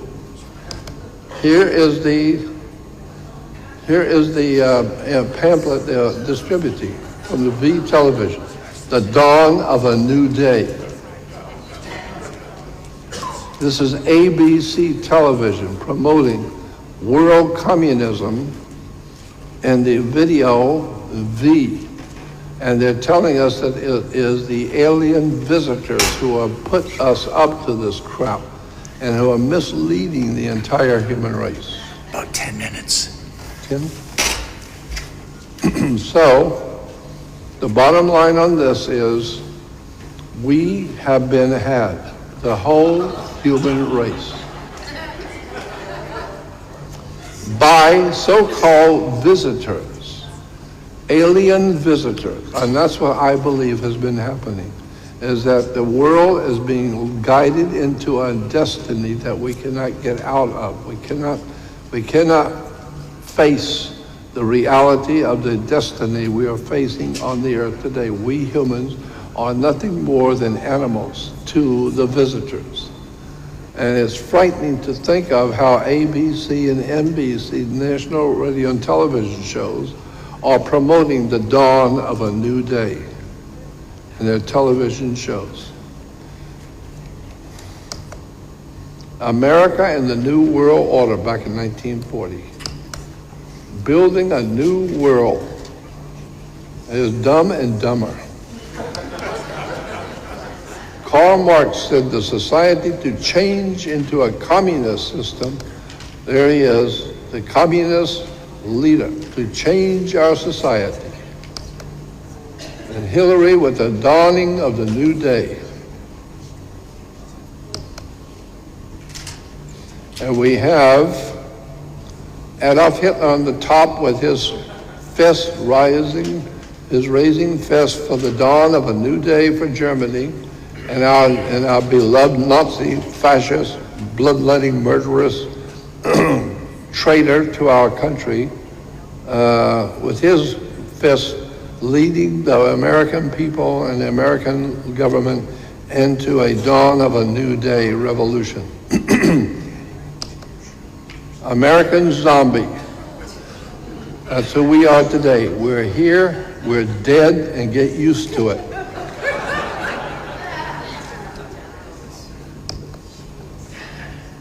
And here is Adolf Hitler giving the communist symbol, the the salute for the World Communist Party, and we have Miss, what's her name? Debbie Wasserman Schultz, the head of the Democratic Party. Miss Schultz, a nice Jewish girl, with her hand raised with Adolf Hitler for the dawn of a new day for the American people. My God, these people are horrible. We need to wake up and let the world know that this is not going to work. All over the world, humans know that there's something very bad coming, and something very bad is in the wind. And I'm telling you, watch what's going to happen in America in October of this coming year. I believe that there's going to be something terrible is going to happen in October. I don't know exactly what it's going to be, but I do believe it's going to be absolutely, unbelievably horrible.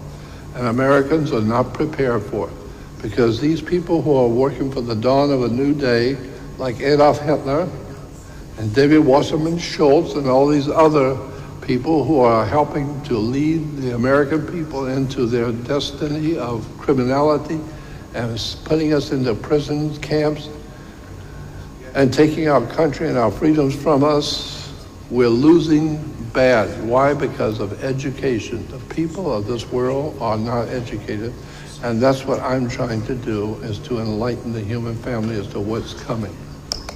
And here we have the silver dollar with the lady, Liberty, and the article said, Miss Liberty is walking toward the dawn of a new day. Isn't that wonderful? And here we have Stalin talking about, this is what we call socialism. That's why you have all the social networks, Facebook and all these other social networks. Yeah, because this is called socialism. Socialism is nothing more than the old Masonic order out of Vatican promoting a world totalitarian dictatorship. So you can flush your hope here.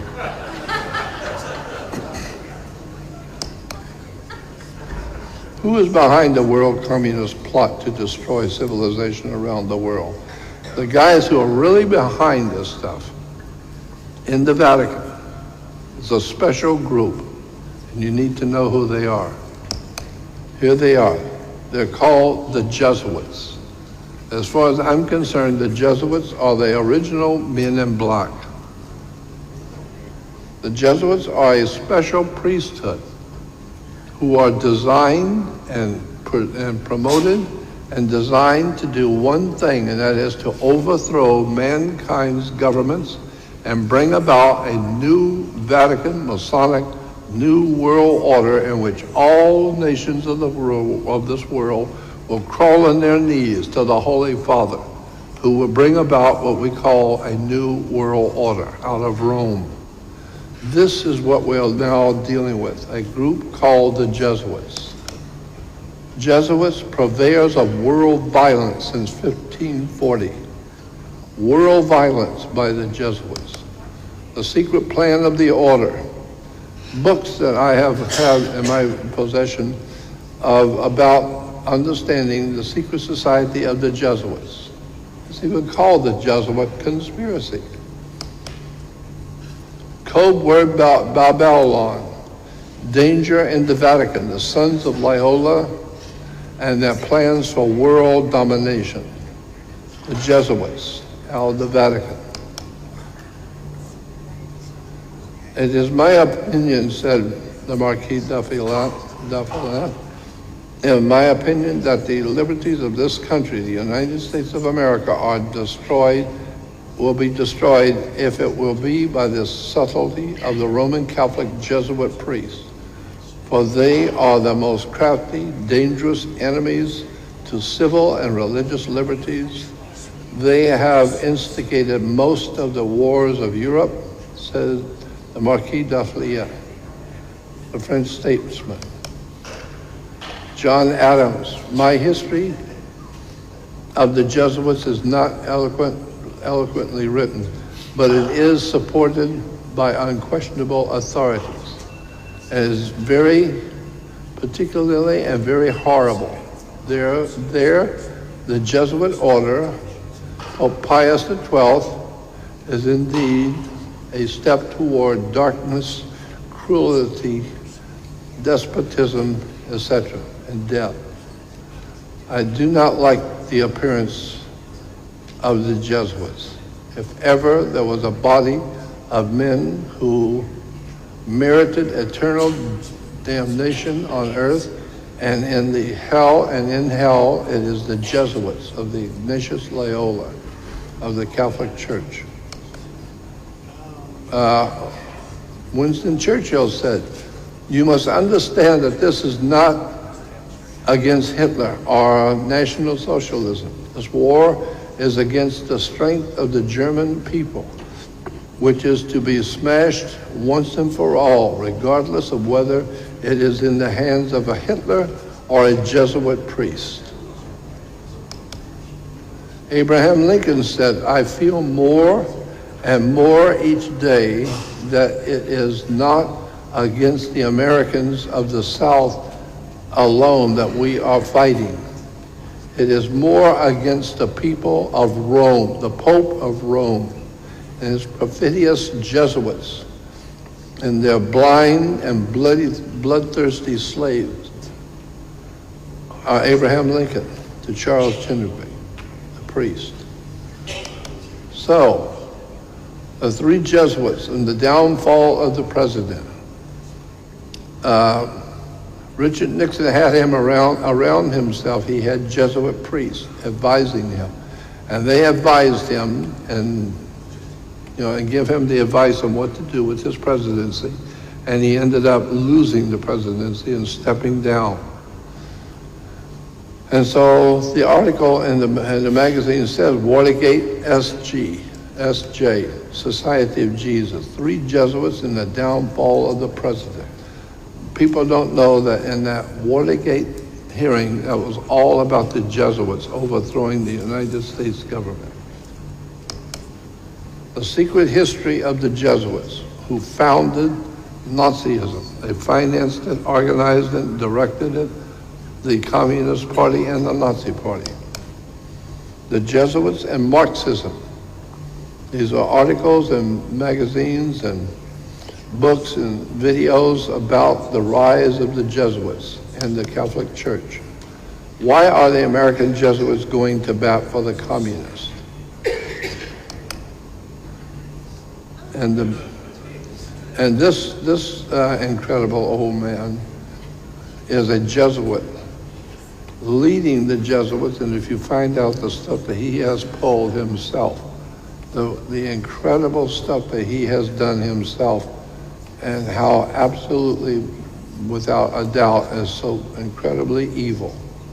And the people of the church couldn't care less. They just loved the Pope, just like they loved old B.O. Because the people just love to be, the people seem to be in love with the idea of being ripped off and raped and plundered. And so the church says, yeah, well, somebody's got to do it, so it might as well be us. Here is the first Jesuit mafia pope is given a crucifix with Jesus hanging on the communist hammer and sickle by Romania's communist dictator. And here the Pope is getting a hammer and sickle from the Communist Party.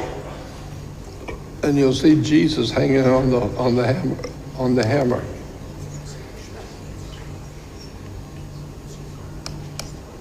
The Jesuits were organized by the religious zealot Ignatius Loyola.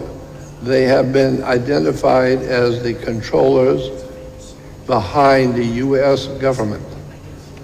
They are themselves merely lieutenants of the cult of Anton. The imagery of their emblem leaves us in no doubt as to their occult history and their agenda. A new world order under the coming Son of God. And here you will see the two official Jesuit priests, one's blue and one's red, And that's what we're told, that our country is being divided between blue and red.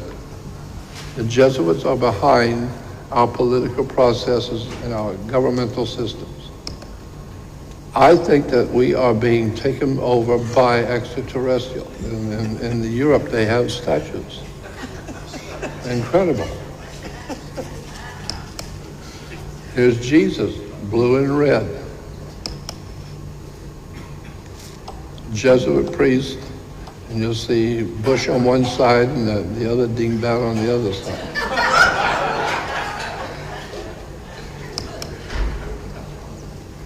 Kennedy and Nixon. The Pope is referred to as the Holy Father because he represents God on earth, and he is the real Godfather in Rome. The Godfather, the Holy Father who represents God. Anyway, Who's going to be our president? say it again. Who's going to be our president, our next president?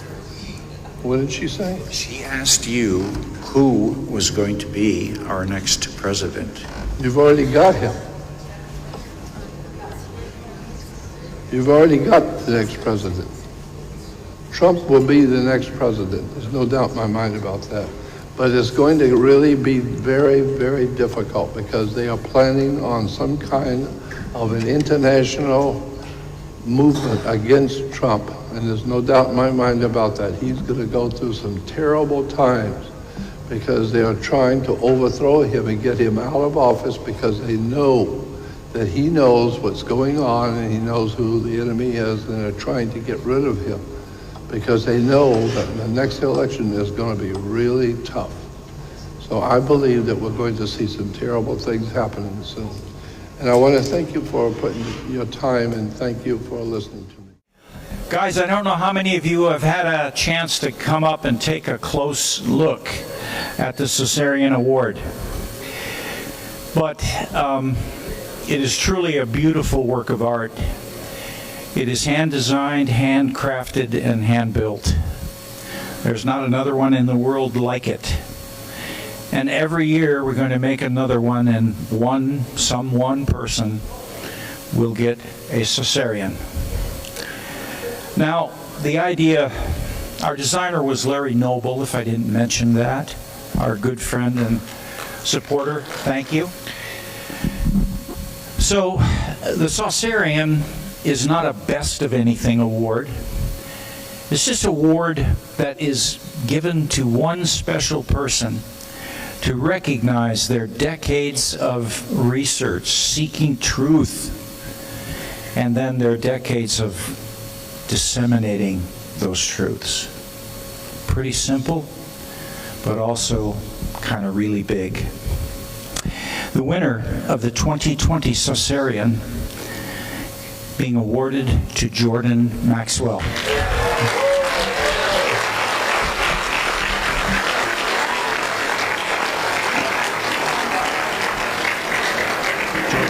Look at her. She's heavy. Oh, wow. This is not a dime store trophy. Here. Take a close-up gander at her. I would like to say, take a moment to thank my host, Bob Brown, who has done so much to encourage me over the years.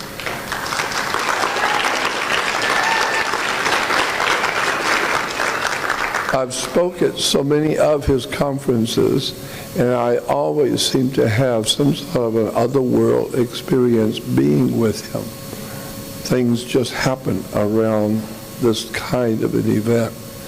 And I've had so many incredibly interesting experiences. I'm not bragging, but I tell you this one, but I think it's important to understand the kind of thing I'm talking about when I say interesting experiences. I had a friend of mine that lived in Los Angeles, up in the hills, up in the canyon, and the far north of Los Angeles, up in the hills in the canyon. And he invited me to come up and spend a long weekend.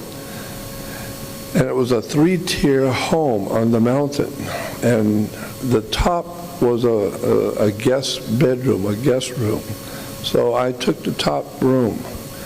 And I asked my host if it would be all right if I bring a young friend who was visiting me, and bring him up with me. And he said, sure. So I have a young friend who was in Las Vegas who had come to visit me. So the two of us were staying in the top of the house, at the third bedroom. And in the middle of the night, he and I decided that we would go up on the roof, and overlooking all of Los Angeles with all the lights. It's beautiful. It was a warm night.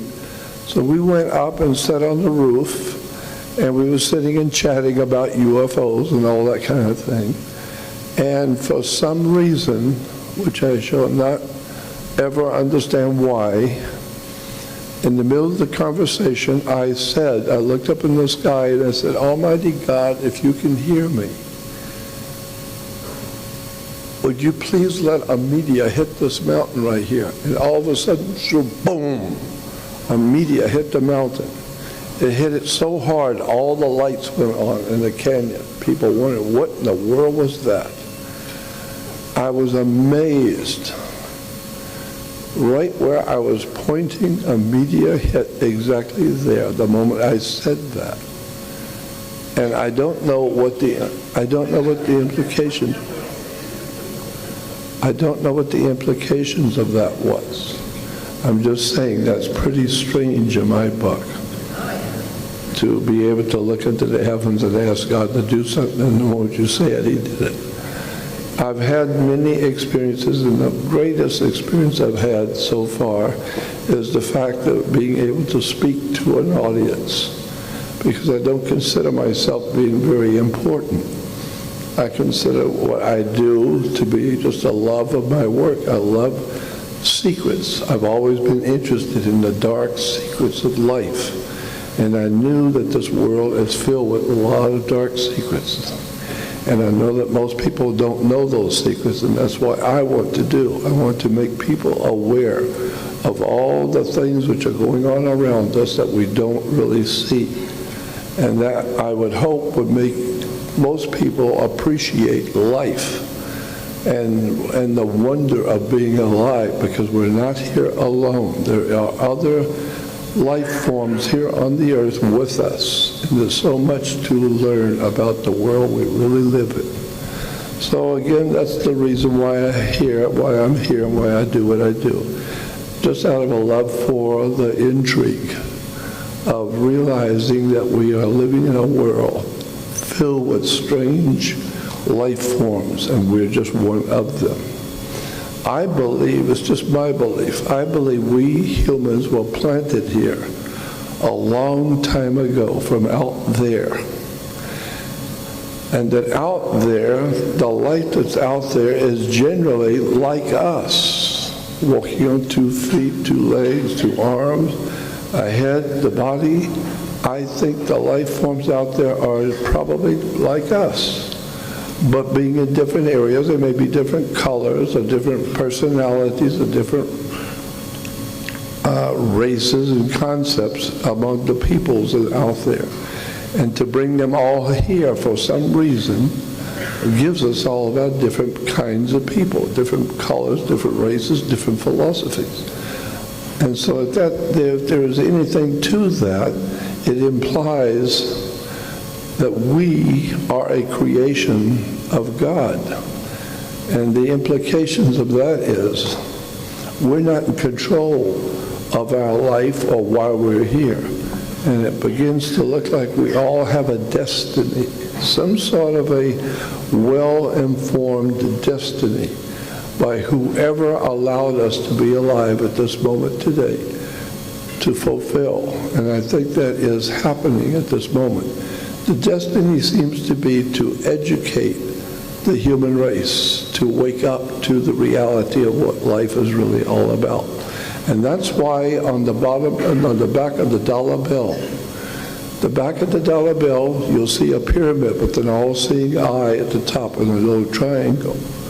The pyramid represents humanity, the whole world, where we should all be building up to a pinnacle. We should all be building up and intelligence and wisdom and understanding. Keep building until you get to the top of the pyramid. And at the very top of the pyramid is a triangle with an eye, and it has a light emanating from around it. That pyramid with the eye is a symbol for the Jewish Messiah.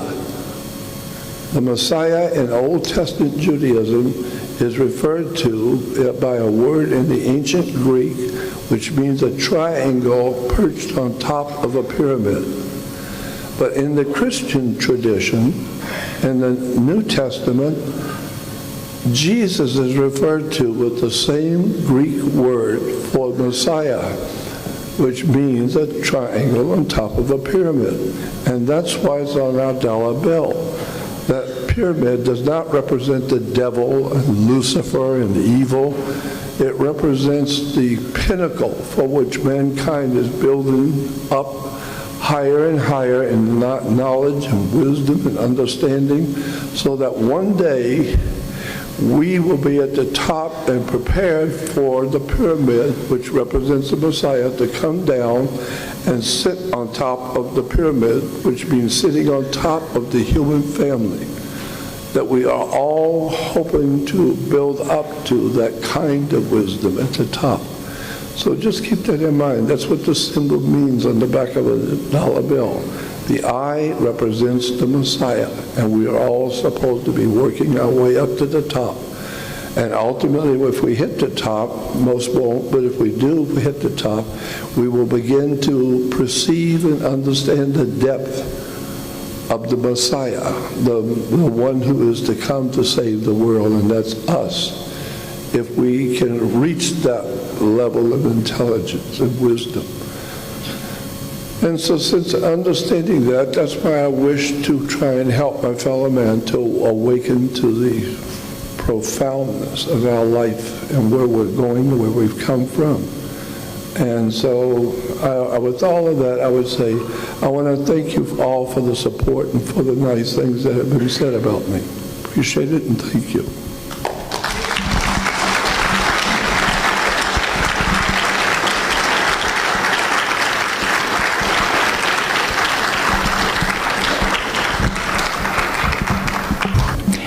Can't think of anybody that is more deserving of the first Caesarean than you, for sure.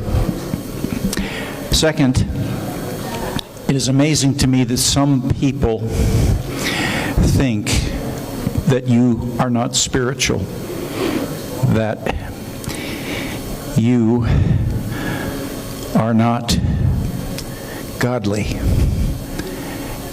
You are amongst the most spiritual and godly people I know, but yet people have this perception that you aren't. You are anti-religion. So am I. And that's okay. Picture this. Jordan is at the top of that mountain. He's directing down those meteorites. Standing by him is Daniel, directing down the lightning. What a sight. Here's my question. I love you for years and years, and you're you. But what I want to know is, if we all get to become messiahs like you, do we have to wear those ugly shoes like you have on?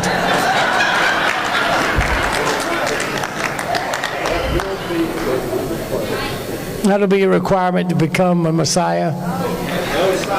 But here, no socks. But here's the point. All the years and all the stuff that you've created, and all the enlightenment that has inspired so many people, I appreciate you, and I want to thank you for it. And I want you to give me and Jay that trophy. Because Jay and I think we deserve it more than no. I would just like to thank you for your wonderful lecture the other day. It was very enlightening. A lot of the stuff you said, I basically already knew, and there's a lot of things that I didn't know, and I am grateful that I was able to learn it. In fact, I wish most people that I know, colleagues and family, are mostly Christian. I really, really wish that they could have been here to listen to it. It would have been a real wake-up call for them. But regardless, I'm grateful for your for your lecture, and you said that you're towards the end of your life, but I think you still got work to do, and I hope you do it. I mean, you've definitely lived long and prospered, so may you continue to live long and prosper. Thank you.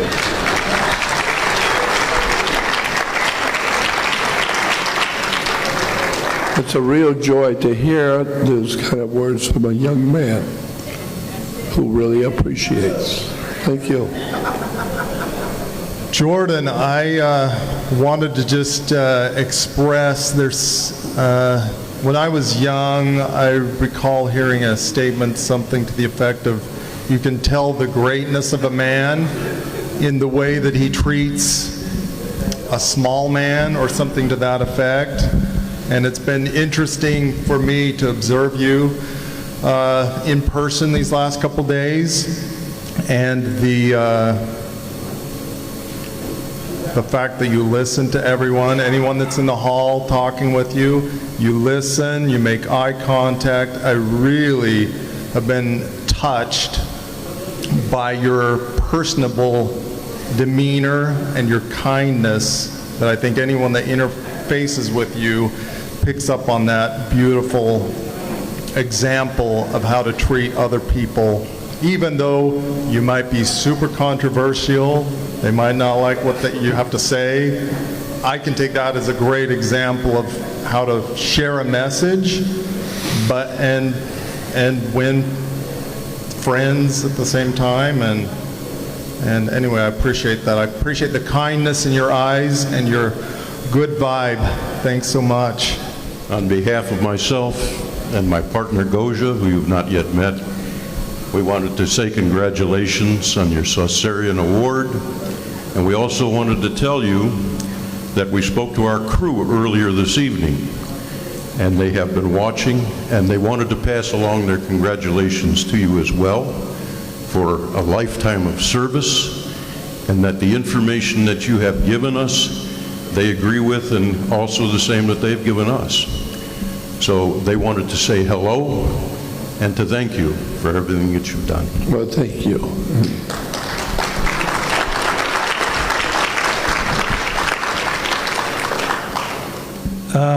Congratulations on your award. Thank you. I heard you speak, and you talked about communists, which to me means Russia, kind of. And I hear you're retiring or might retire, and I think about that, and I know a lot of people don't like to talk about politics, but it seems like to me in these modern times, Donald Trump is very close to Russia. And it seems like, my question is, I guess, why wouldn't you keep in the fight if that's the thing we need to stop? I would say that the reason why I am thinking about retiring is because it's very difficult doing what I do at my age. And at 80 years old, I have become very tired of traveling. I've traveled around the world, had the honor to be able to speak to audiences all over the world, and I've just become tired because I don't really see the result of what I'm doing on a worldwide scale. I just assume that people are hearing me, and there must be people out there who are listening, but I don't really see it myself. And I live in such a way that I don't own anything, I don't have anything, and I don't ask for anything. And it's good, you're not going to get anything. And so I have friends who have given me an opportunity to have a place to live and to have friends to which I very much appreciate them. And the two of them are right here. Joni, which is standing right here, and her husband, Frank. Frank and Jody have a beautiful home, and they have asked me to come and live with them.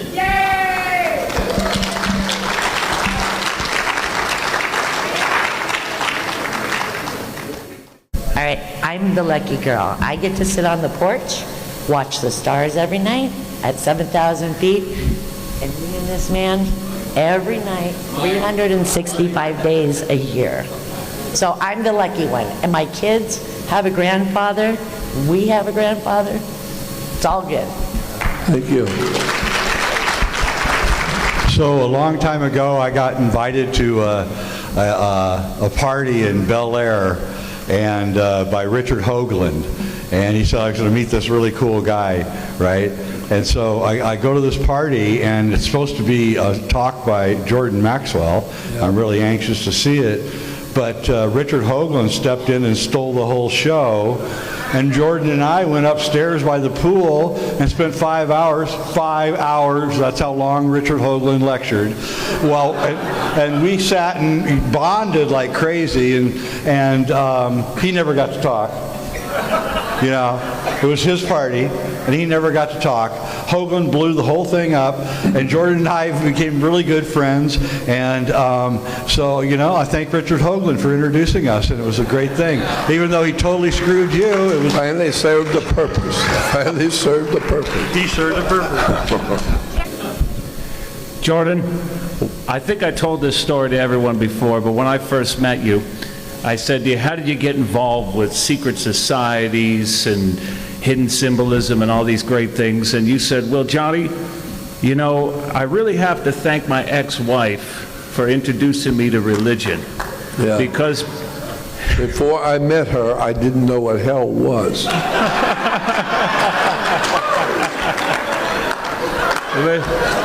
Well, you know, you've been doing this for over 60 years. You were personal friends with Manly Palmer Hall. You know, you were covering these subjects before anybody else. You know, back in the days with Anthony J. Hilder, going and getting the lectures from Myron Fagan and covering the Illuminati, secret societies, hidden symbolism, conspiracies. You got an amazing show on Gaia. You rock this show tonight, and you have these great books by Booktree Publishing with Paul Tice, and your legacy is forever cemented into this genre. Thank you for all you've done, dear friend, and we honor you tonight. Thank you.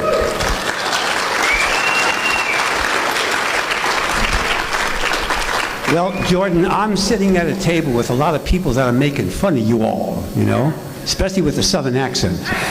So I am not going to join that crowd. I am going to say that you have probably forgotten more about metaphysics than most of my colleagues know. You have been an unbelievable quality orientation to this field. You have changed the lives of many people. You inspired me in many ways. I've learned a lot from you. And I just want to make one comment that was made earlier. In the 35th century, the time travelers told me that your shoes are going to be a big hit. So I thank you very much, and I wish you into a happy retirement. I could use it if I could use it. My dear friend, Sid Goldberg.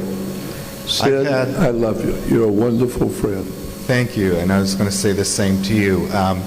I've learned so much from Jordan about mysteries and secret societies and hidden meanings, things that we look at every single day. They don't register, but through your eyes, I've learned so much. But while you're famous for that, I would like to say that what I've learned from you is that you're someone who is all heart. And for somebody with such an expansive heart and love for everybody and a love for knowledge and a love for sharing your knowledge, I, for one, am most grateful. Thank you so much. Well, thank you, my friend. Thank you.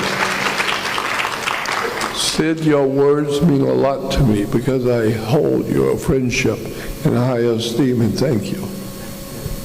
We just met today, first time. I haven't followed your work for very long, but there's a concept in the Law of One series, the teachings of Ra, and it was that one of the things they said was that it doesn't matter if they reach one person or all people. It's worth it to reach one because we're all one. We're all a piece of the Creator. And you've reached me, and it was your personal story, and I'm sure I'm not the only one. So you have clearly made a big difference. Thank you. Thank you. Appreciate it. Thank you, Jordan. And likewise, you're a dear friend of mine. I think, like all of us, we saw videos of you presenting the 80s, 90s, 2000s. And then when we were bunkmates at a conference about 5 years ago, I had to present early in the morning, and he and I stayed up to the wee hours of the morning just talking bed to bed. It was so good. I couldn't go to sleep that night, and we really bonded that night. Yeah. And Jordan, you've just been such an inspiration for the work I've done, I know for my colleagues, and you will forever be remembered. So congratulations on the award tonight, and well deserved. Thank you.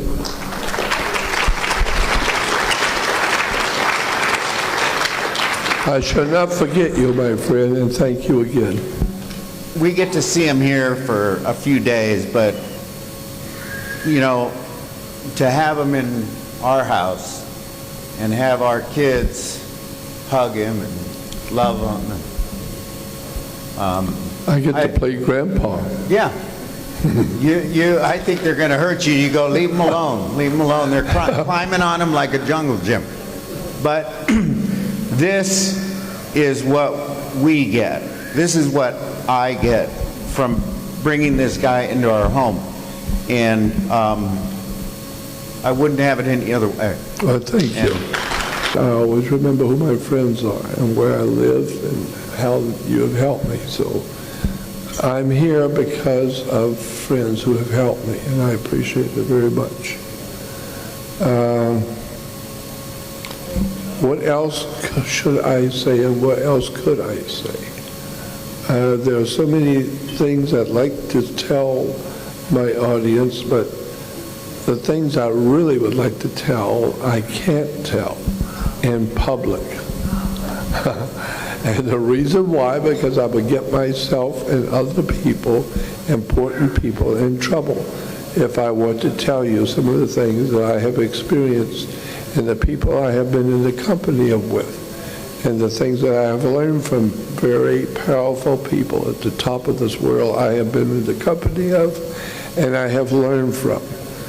And it's extraordinary, so much so that I am not able to really divulge publicly because this is being recorded and I don't want this to get out.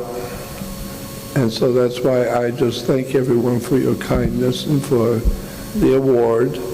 And I would say also that the award, when I first saw it, it reminded me of the Statue of Liberty.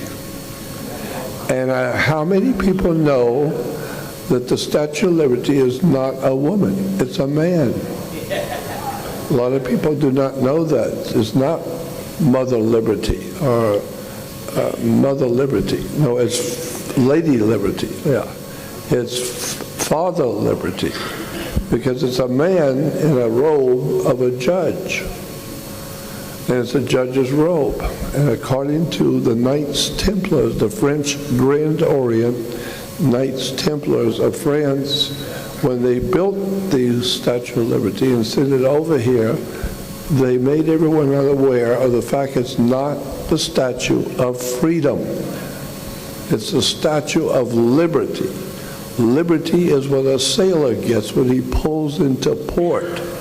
You ask permission to go aboard. You ask permission to go on land.